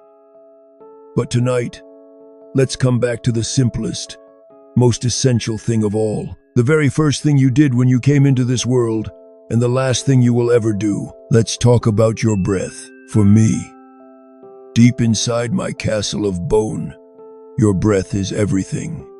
It is the most direct connection between the vast, open world outside and my deep, hidden world inside.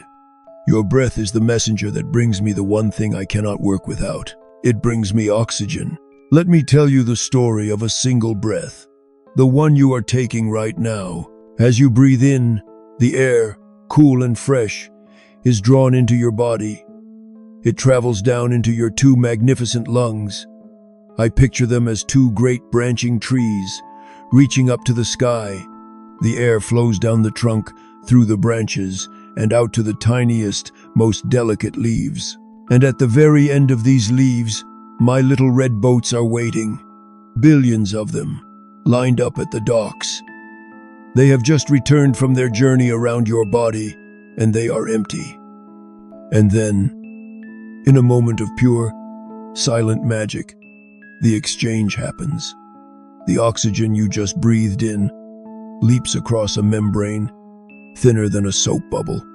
It leaves the air and jumps aboard my little boats, clinging instantly to the iron jewels of hemoglobin. In that same magical moment, the boats unload their cargo of waste, the carbon dioxide, which you then gently release back into the world with your exhale. And then the journey to me begins. The newly filled boats, vibrant and bright red with their precious cargo, rush to the heart. And your heart, with a gentle, steady beat, pumps that rich, life-giving blood to every corner of your body, including my home. When that fresh, oxygen-rich blood arrives in my workshops, it is the most wonderful feeling. It is like a cool, clean breeze blowing through the castle corridors after a long, stuffy day. It is a wave of pure energy, of pure life. My workshops are incredibly busy. My work of dividing and creating cells requires a tremendous amount of energy. And oxygen is the key that unlocks that energy from the food you eat. Without it, my factory would grind to a halt. So your breath is my fuel. Your breath is what powers my creation. Let's feel it together. We can do a simple, slow breath. There is no need to force it. Just a gentle awareness. Let's breathe in slowly for 4, 3, 2, 1. Imagine that clean, life-giving oxygen flowing into your lungs, filling my little boats, and then traveling like a wave of pure, sparkling energy, all the way down to my workshops in the center of your bones. Feel me receiving that gift. And now, a long, slow breath out. For 6, 5, 4, 3, 2, 1. And as you breathe out, imagine you are releasing everything that is old and tired. Just let it all go. Let's try that one more time. A gentle breath in, bringing a wave of fresh, clean energy to your very core, feeding the garden, fueling the work of renewal, and a long, soft breath out, releasing, letting go, sinking deeper into the bed, deeper into peace. Your body knows how to do this perfectly. All you have to do is allow it. Every breath you take is an act of nourishment. It is a gift you give to me, and to every other cell in your body. It is the most fundamental rhythm of life. So rest now, and let your breath be your anchor. A gentle, silent wave, washing in with life and washing out with peace. Your breath is so calm and steady, a perfect, gentle rhythm. It feeds me, moment to moment, but there is a deeper energy I hold for you. An ancient energy, an ancestral treasure. Tonight, I want to take you on a slightly different journey. For thousands of years, in the East, wise doctors and sages have looked at the body in a different way. Not as a machine of parts, but as a beautiful garden of energy, a landscape of rivers and mountains and vital forces. And in this ancient view, I, your marrow, hold a very special place. In traditional Chinese medicine, there is a concept called Jing. Jing is one of the 3 treasures of life. You can think of it as your most fundamental life force, your constitutional strength. It is the deep reserve battery of your entire being. Imagine your life is like a beautiful tall candle. When you are born, you are given this candle from your parents, from your ancestors. The thick, solid wax of that candle, that is your Jing. The flame of the candle is the life you live every day. And the wax, the Jing, is what fuels that flame. You are born with a certain amount of this precious wax. And the goal of a long, healthy, and vibrant life, in this ancient view, is to tend your candle's flame gently, to burn it slowly, steadily, and brightly, so that the wax lasts for a very, very long time. So where does this precious treasure, this Jing, reside? The ancient sages said that the kidneys are the organ that stores the Jing. They are the guardians of your ancestral treasure. And what about me? Where do I fit in? They said that I, the marrow, am the physical manifestation of Jing. I am the precious substance produced by your deepest life essence. I am the proof of your candle's strength. When your Jing is strong, your candle wax is plentiful. And so, I am healthy and full. My workshops are vibrant. The blood I create is rich and abundant. Your bones are strong. Your mind is clear. Your river of life is full. The richness of your blood, it is seen as a direct reflection of the strength of your life's candle. So how do we protect this ancestral treasure? How do we tend the flame gently? The ancient doctors said that Jing is depleted by things that burn the candle too quickly. Things like chronic stress, overwork, lack of sleep, and living out of balance with the seasons. These things are like turning up the wick on your candle, making the flame burn wildly and use up the precious wax too fast. And how is Jing preserved? It is preserved by all the things that are gentle, all the things that are wise. It is nourished by deep, restorative sleep, by eating whole, nourishing foods, by gentle, flowing movements like Tai Chi or Qigong, by meditation, These things are like trimming the wick and protecting your candle from the wind, so its flame burns calmly and beautifully for its entire natural life. I love this way of seeing things.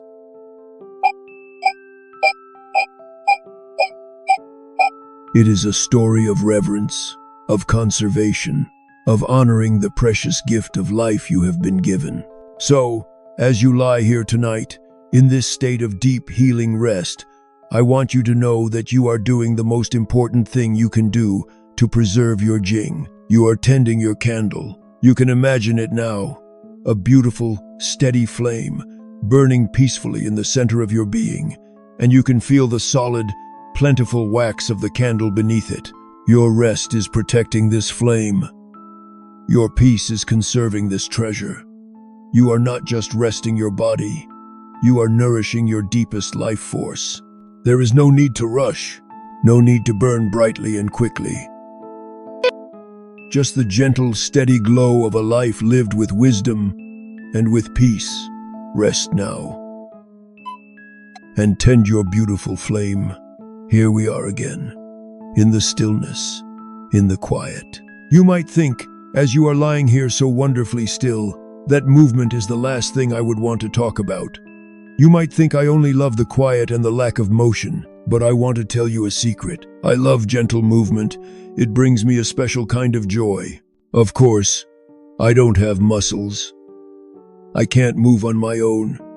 I rely on you to be my dance partner. And when you move your body in a gentle, mindful way, it feels wonderful down here in my honeycomb palace. When you decide to go for a peaceful walk or do some slow, gentle stretching, something beautiful happens. Your heart begins to beat just a little bit faster, not with alarm, but with a happy, healthy rhythm, and your breath deepens. This makes the river of your blood flow more swiftly, more purposefully. For me, this feels like a joyful, rushing spring rain after a long, quiet winter. This faster flowing river brings more of everything I love, and it brings it more quickly. More oxygen arrives, like a fresh, cleansing breeze. More nutrients from your last meal are delivered right to my workshop doors. It is a time of abundance and energy. The flow also helps to wash away any old metabolic waste, leaving my home feeling clean, refreshed, and vibrant. But there is another, more secret reason why I love gentle movement. It has to do with my castle walls. Your bones. Your bones are alive, and they are very, very smart. They are always listening to your body, and they have a simple rule. A rule that says, I will be as strong as I need to be. When you engage in gentle, weight-bearing movement, something as simple as walking, your muscles pull and tug gently on your bones. This sends a little message into the bone itself, a tiny, vibrational signal. That signal says, we are being used, we are needed, we must remain strong. This message encourages the bone-building cells to keep my castle walls thick and dense and resilient. It is like a gentle hug for your bones that reminds them of their purpose. And when my home is strong, I feel safe, I feel secure, and I can do my work with peace and confidence. The key word, of course, is gentle. I am not talking about jarring, stressful, exhausting exercise that can sometimes create the alarm bells of stress we talked about. No.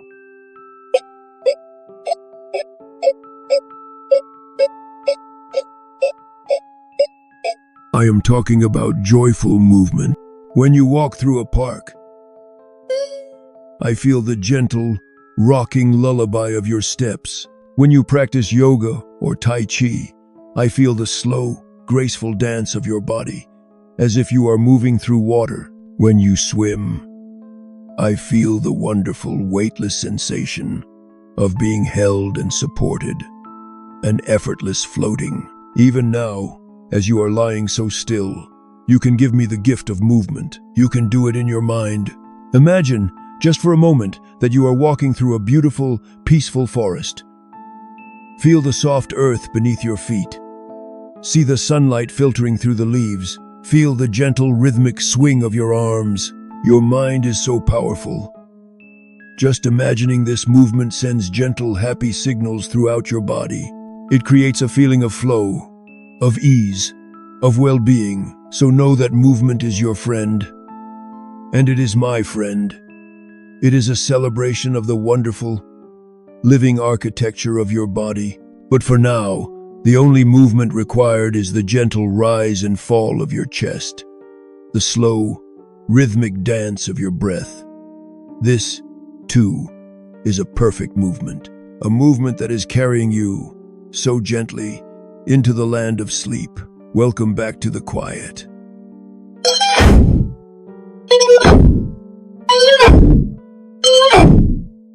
We have spoken so much of creation, of new beginnings, of the endless work of building and renewing, the birth of my children. But for new life to have space, the old must be allowed to gracefully depart. Creation and release are two sides of the same beautiful coin. One cannot exist without the other. So tonight, I want to tell you the other half of the story. A story about the profound beauty and wisdom of letting go. Let's follow one of my little red blood cell children. One that was born about 120 days ago. It has lived a full and glorious life. It has traveled thousands upon thousands of miles through the intricate highways and tiny back roads of your body. It has delivered trillions of molecules of life-giving oxygen. It has served you with perfect, unwavering dedication. But now, it is old. It is tired. Its outer wall, which was once so soft and flexible, has become a little more stiff. It has worked hard, and it is ready to retire. And so, on its final journey through the river of your blood, it takes a turn towards my dear friend, your spleen, the place of honorable retirement. The spleen, as we have learned, has a network of very narrow, winding passages. A healthy young red blood cell can squeeze through them easily, but this old, tired cell, it can no longer make the journey, and so, it is gently guided into a quiet, peaceful chamber. There is no violence here. There is no sadness.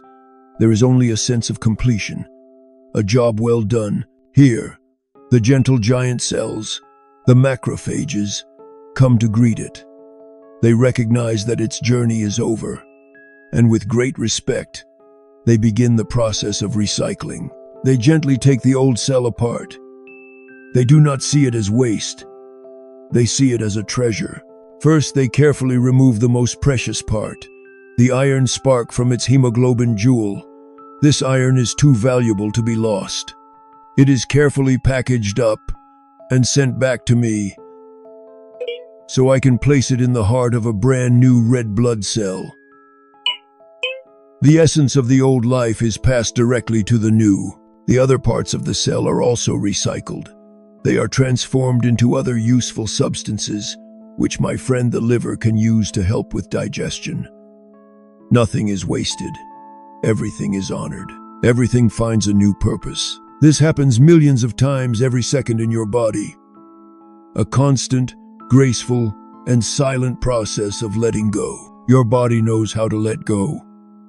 It does not cling to what is old and tired. It honors its service. It recycles what is valuable, and it gently releases the rest to make space for the new. This is the wisdom that is built into your very being, and you can practice this wisdom right now. As you lie here, on the edge of sleep, you can practice the gentle art of letting go. With every slow breath you exhale, you can release the day that is now past. It has served its purpose. You can let it go. You can release the thoughts that are old and tired, the worries you have carried for so long. You do not need to hold on to them anymore. You can trust that your inner wisdom will recycle anything of value and gently release the rest.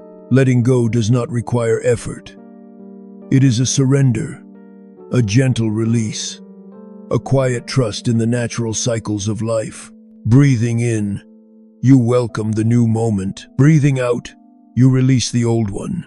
It is so simple, so peaceful. Your body is a master of this art. Let your mind learn from its wisdom. Let go and drift.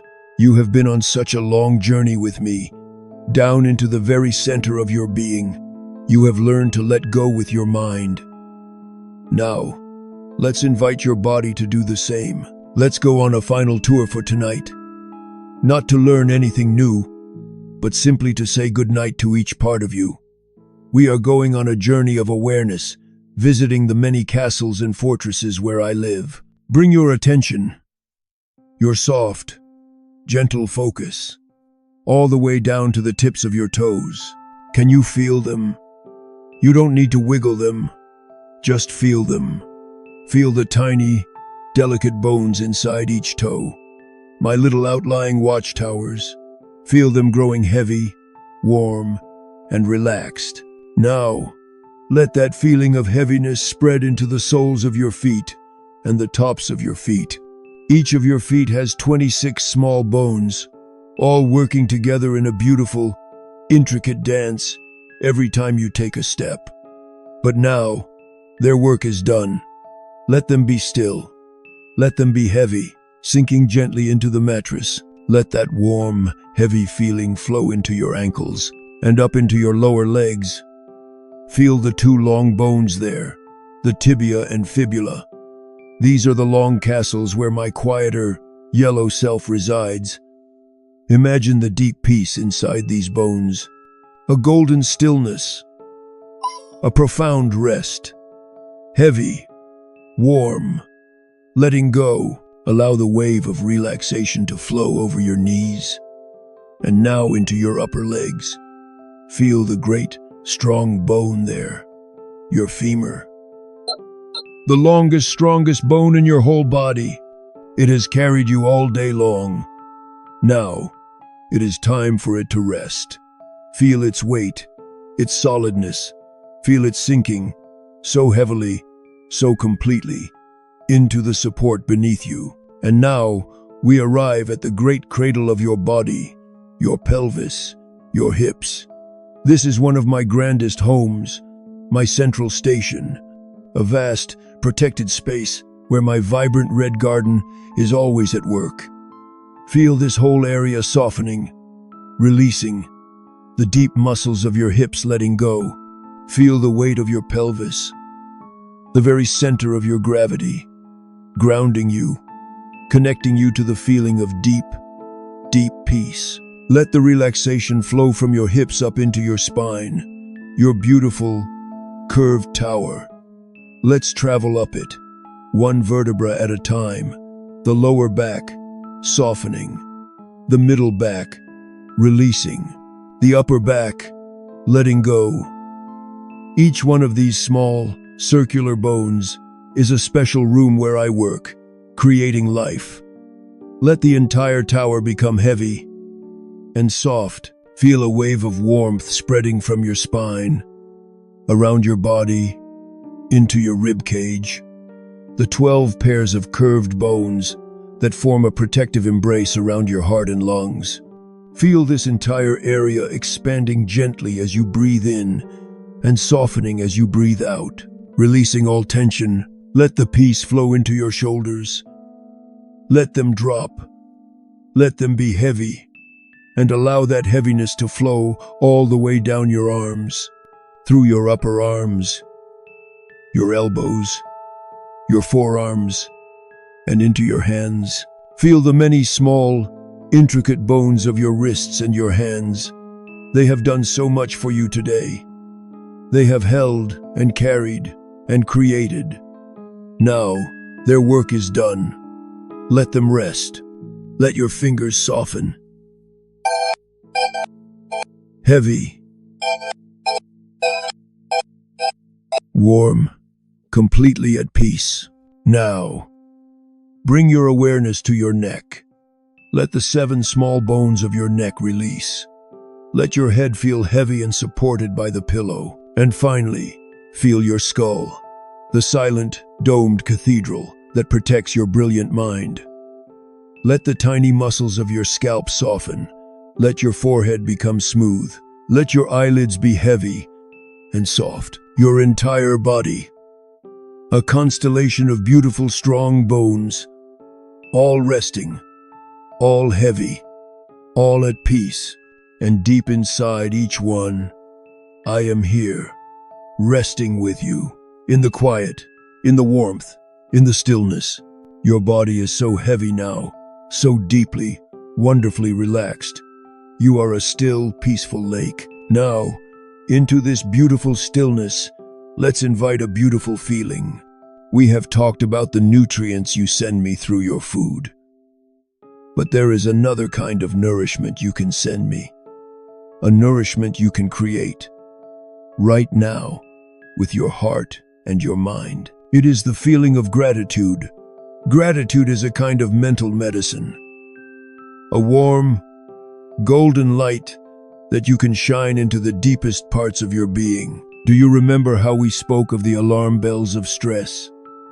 How they send urgent, clanging messages throughout your body, disrupting my peaceful work?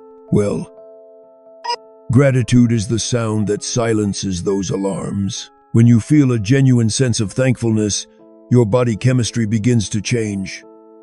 The production of stress hormones slows down. The emergency messengers go back to sleep.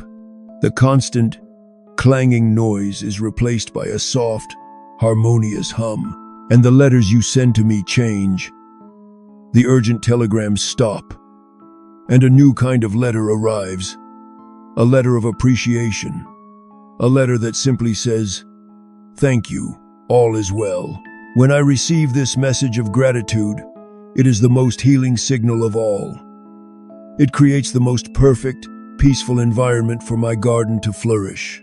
The wave of peace that gratitude creates allows me to do my most beautiful, intricate, and healing work. So, let's create that feeling together, shall we? It is very simple.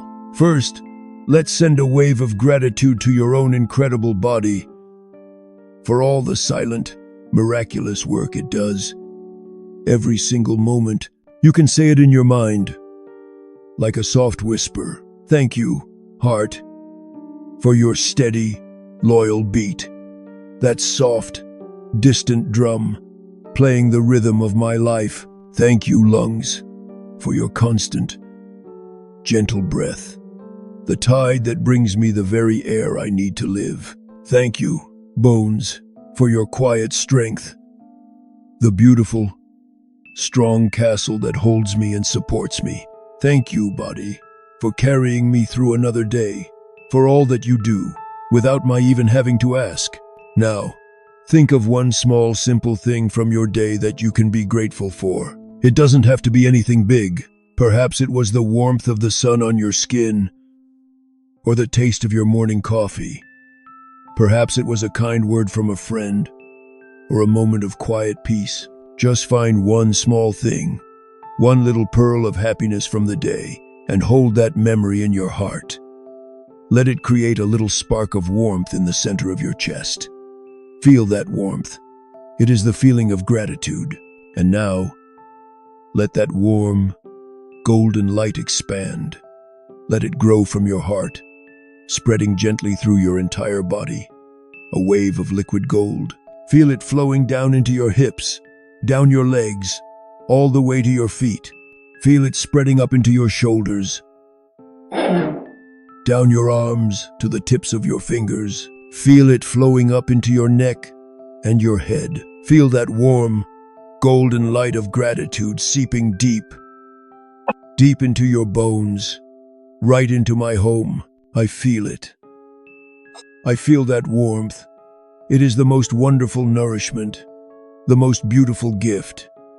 It tells me that you are at peace. It tells me that all is truly well. And finally, feel a deep sense of gratitude for this moment, for the safety and comfort of your bed, for the profound peace of the quiet, for this sacred gift of rest. You are glowing. Your whole being is filled with a soft golden light of gratitude. It is so beautiful, that warm glow of gratitude. It comes from an even deeper place, a place of profound wonder, a place of awe. Tonight, as we float here, on the very edge of the dreaming world, I want to ask you a question.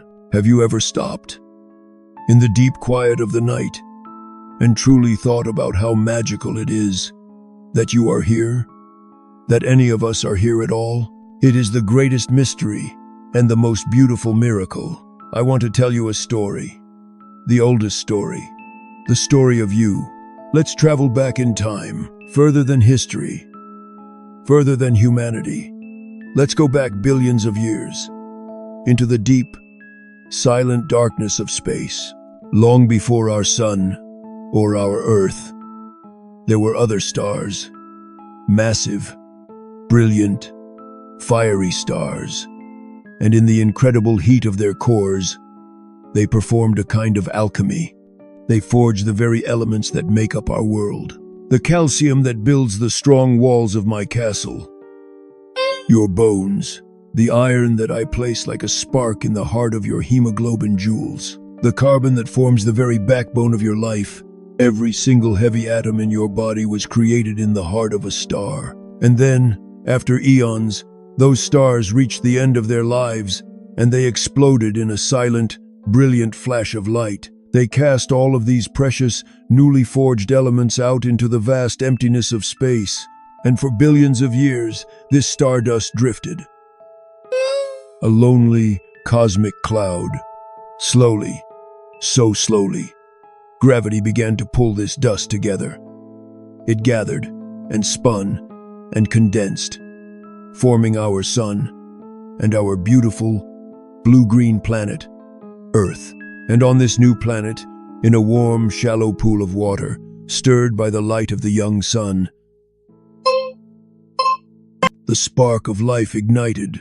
The first tiny, simple cell was born. And from that one single spark, an unbroken chain of life has been passed down, through billions of years, through countless forms, through ages of ice and fire, and great flourishing. An unbroken thread, surviving, adapting, evolving.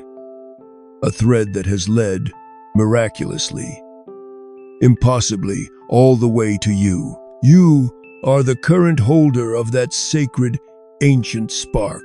I am a part of that magic. Deep inside your bones, I am the keeper of that stardust inheritance. I am the artist who takes that ancient iron, forged in a dying star, and weaves it into the fabric of your life. Right now, the river that flows within you is a cosmic river. Why do I tell you this? Because when you feel this sense of awe, this connection to something so vast, so ancient, so beautiful, your own worries, your own small fears, they begin to shrink. They find their proper perspective. You are not just a person having a difficult day. You are a child of the stars. You are a walking, breathing miracle, billions of years in the making. You are the universe, experiencing itself. Let that feeling wash over you now. Feel yourself floating in a gentle, cosmic sea, held by the silent, loving gravity of the universe. You are not separate from it. You are a part of it, a precious, wonderful, and unique expression of its creativity. Rest now, child of the stars, and let the magic of your own existence be your lullaby. And so, you float, a beautiful, glowing child of the stars, drifting on the very edge of sleep. And as you cross that gentle threshold, as you let go and fall into the soft, deep darkness of your dreams, my most important and sacred work begins. Welcome to the night shift. During the day, my work is often rushed. It is a response to the needs of your active body. But the night is different. When you enter deep sleep, a great quiet descends upon the inner village of your body. Your magnificent heart slows its rhythm to a deep, steady, gentle drumbeat. Boom, boom, boom. Your breath, that beautiful tide, becomes slow and deep and even a soft, whispering wave. Your busy mind finally lets go of the day and flies free in the world of dreams. Your muscles, which have held you and carried you, finally release. They become soft and heavy and still. This is the time of the great quiet, the great peace, and in this sacred quiet, my real work can begin. This is my time for deep healing, for profound restoration.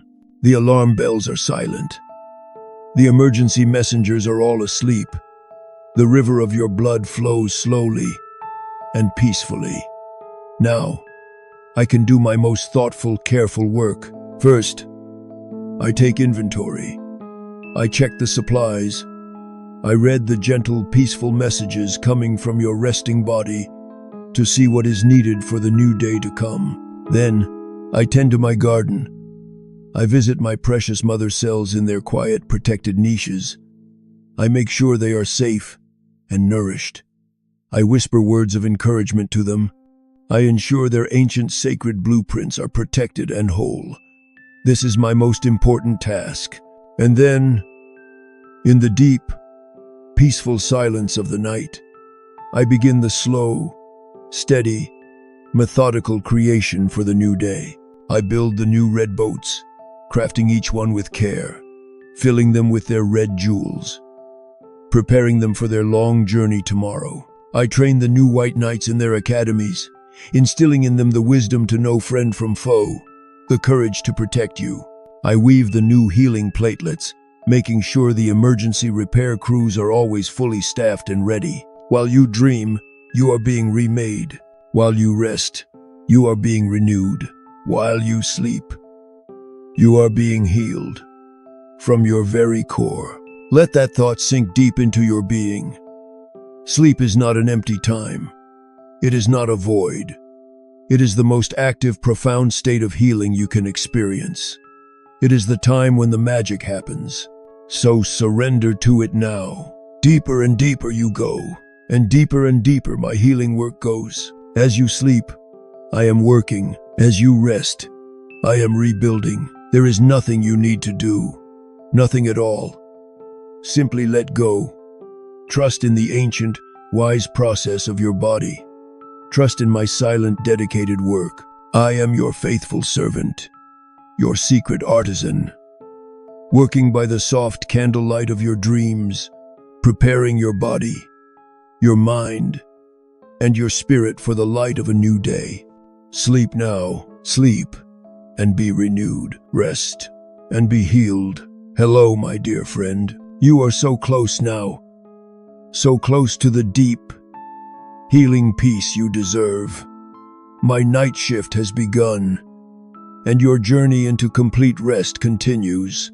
You have let your mind relax. You have let your heart relax. Now, let's invite your body to a depth of stillness it may not have felt in a very long time. Let's focus on the feeling of weight, the gentle, comforting pull of gravity.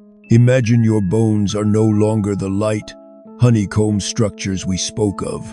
For tonight, just for this journey into sleep, imagine they have become smooth, heavy river stones, polished by the water of 1,000 years, solid, heavy, and deeply at peace. Let's begin again with your feet. Bring your soft awareness all the way down to your feet.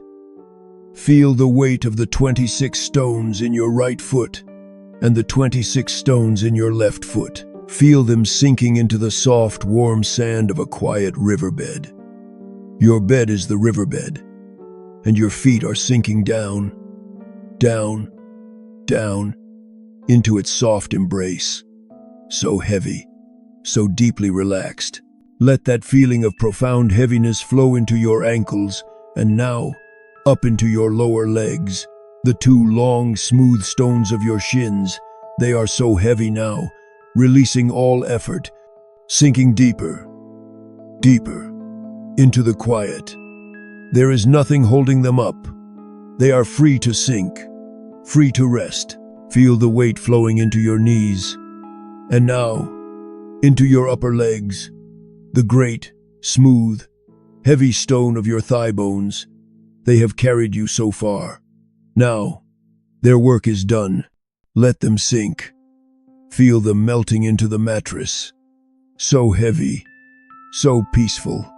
Your legs are pillars of stone, sinking into the earth, completely at rest. Bring your awareness to your hips, the great curved stones of your pelvis, the center of your body's weight. Let this area become so heavy, so grounded, sinking, sinking, sinking down into the riverbed. No more holding, no more tension. Just a complete surrender to the gentle pull of gravity. Feel the weight of your spine. Each of the 33 small, smooth stones, stacked one on top of the other, is now also sinking. Your entire back is melting into the bed, deeper and deeper still. Feel the heaviness spreading into your shoulders, as if tiny, invisible weights are gently pulling them down, releasing all the burdens of the day. And that heavy, warm feeling flows all the way down your arms. Your upper arms, heavy. Your elbows, heavy. Your forearms, so very heavy, sinking down. And now your hands, the many little stones of your wrists and your palms and your fingers, all sinking. Your arms and hands are completely still, completely heavy, completely at peace. Let your neck release and allow your head, that beautiful, smooth, heavy stone, to sink deeply into your pillow. Let the pillow hold all of its weight. You don't have to hold it up anymore. Just let it go. Your entire body.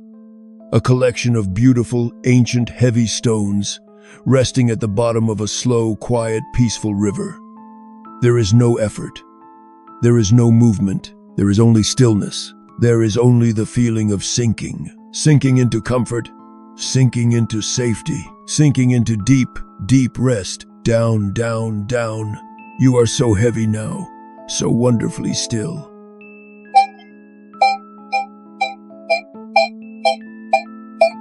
Now, in this stillness, let's listen. Let's listen to the quiet music of the night, the music of your inner world. It is a lullaby I have been singing to you since your life first began. Can you hear it? It has 3 gentle parts. The first part of the song is the slow, steady beat of your heart. It is the deep, soft drum of your lullaby. Boom, boom. It is the rhythm of safety.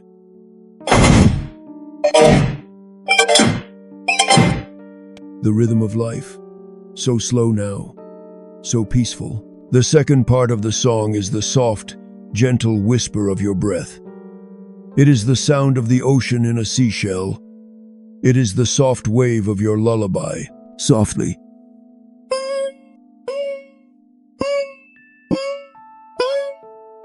Shh, shh. It is the rhythm of peace, the rhythm of letting go.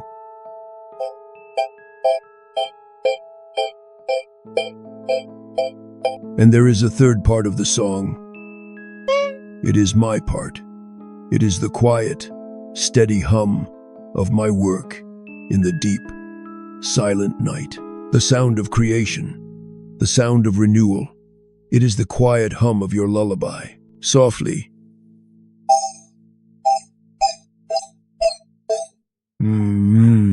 It is the rhythm of healing.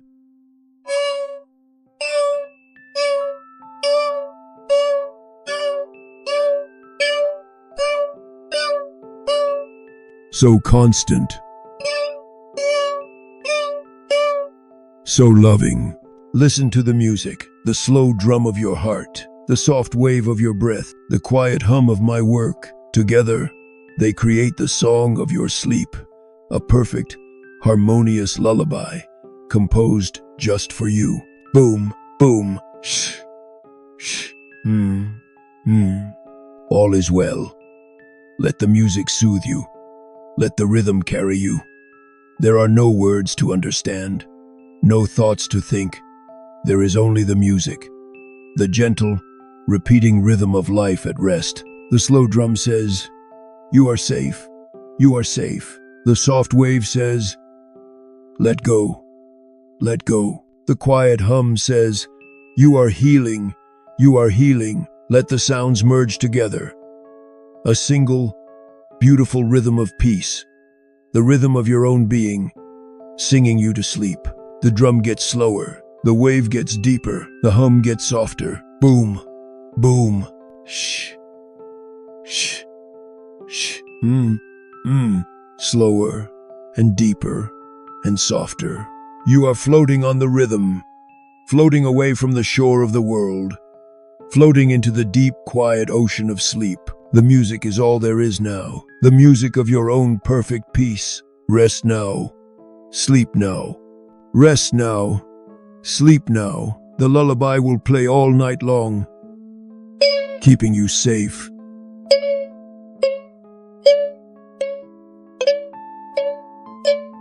Just listen and drift. The music is so peaceful.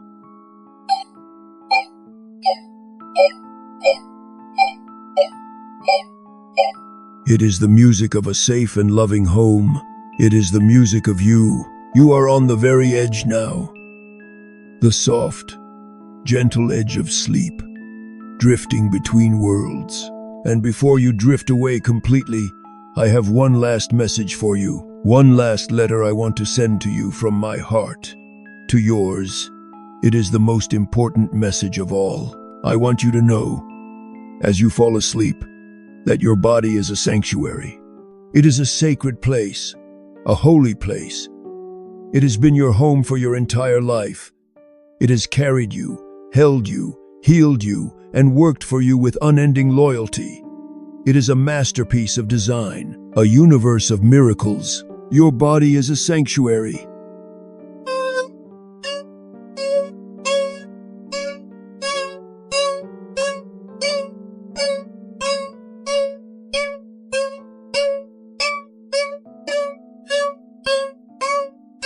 Hey, you're safe here. Hey, you're safe here. Completely safe. There is nothing you need to fear tonight. The doors are locked. The guardians are on patrol. You are held in the safest embrace of all, the embrace of your own being. You are safe. I want you to know that you are whole. Right now, in this moment, you are perfectly whole, just as you are. There is nothing you need to fix, nothing you need to change. You are a complete and beautiful being, resting in your own sanctuary. You are whole. And I want you to know that you are loved. You are so deeply and unconditionally loved, not by anyone outside of you, but from within. I love you. Your heart loves you. Every cell in your body is a tiny spark of love, all working together in harmony. For you are loved from your very core. And finally, I want you to know that you are worthy of this rest. You have earned this peace. You do not need to do anything more today. You do not need to prove anything. Your only job, right now, is to receive this gift of deep, healing rest. You are worthy. Let these words be the blanket that covers you tonight. You are in a sacred sanctuary. You are completely safe. You are perfectly whole. You are deeply loved, and you are worthy of this peace. This is the truth. The deepest truth of your being. Let it sink into you as you fall into sleep. Let it become a part of your dreams. And know that I will be here all night long. I will be your faithful guardian deep inside the castle. I will be tending the garden, rebuilding you with this same love. I will be here when you wake in the morning, ready to greet a new day. You are not alone. You are never alone. So let go now. Let go completely. Fall back into the soft, loving arms of your own being. Fall into the peace that you are. Rest. Rest in this love. You are safe. You are loved. And now, it is time. The lullaby is fading. The light is soft. The great river of your life is so slow now, so gentle. It is no longer flowing to your busy waking mind. It is flowing now, only to the deep, quiet, peaceful land of dreams. Imagine you are in a tiny, comfortable boat, your own little bed, and the rope that held you to the shore of the day. It has been gently released. You are drifting now, drifting down the slow, warm, peaceful river, drifting past the shore of thought. Let them go. Drifting past the shore of worry. Let it all go. You are drifting now into the deep, quiet darkness. The darkness is not scary. It is soft. It is warm. It is the darkness of deep space, filled with sleeping stars. It is the darkness of the womb, where you first began. It is the darkness of profound peace. Your eyelids are so heavy now, so very heavy. Let them close. Your mind is so quiet now, so very quiet. Let it rest. There is nothing left to do, nothing left to think, nothing left to hold on to. Only sleep. Only deep, peaceful, healing sleep. The river is carrying you now, all the way to the land of dreams. Good night from your marrow. Good night. Sleep now.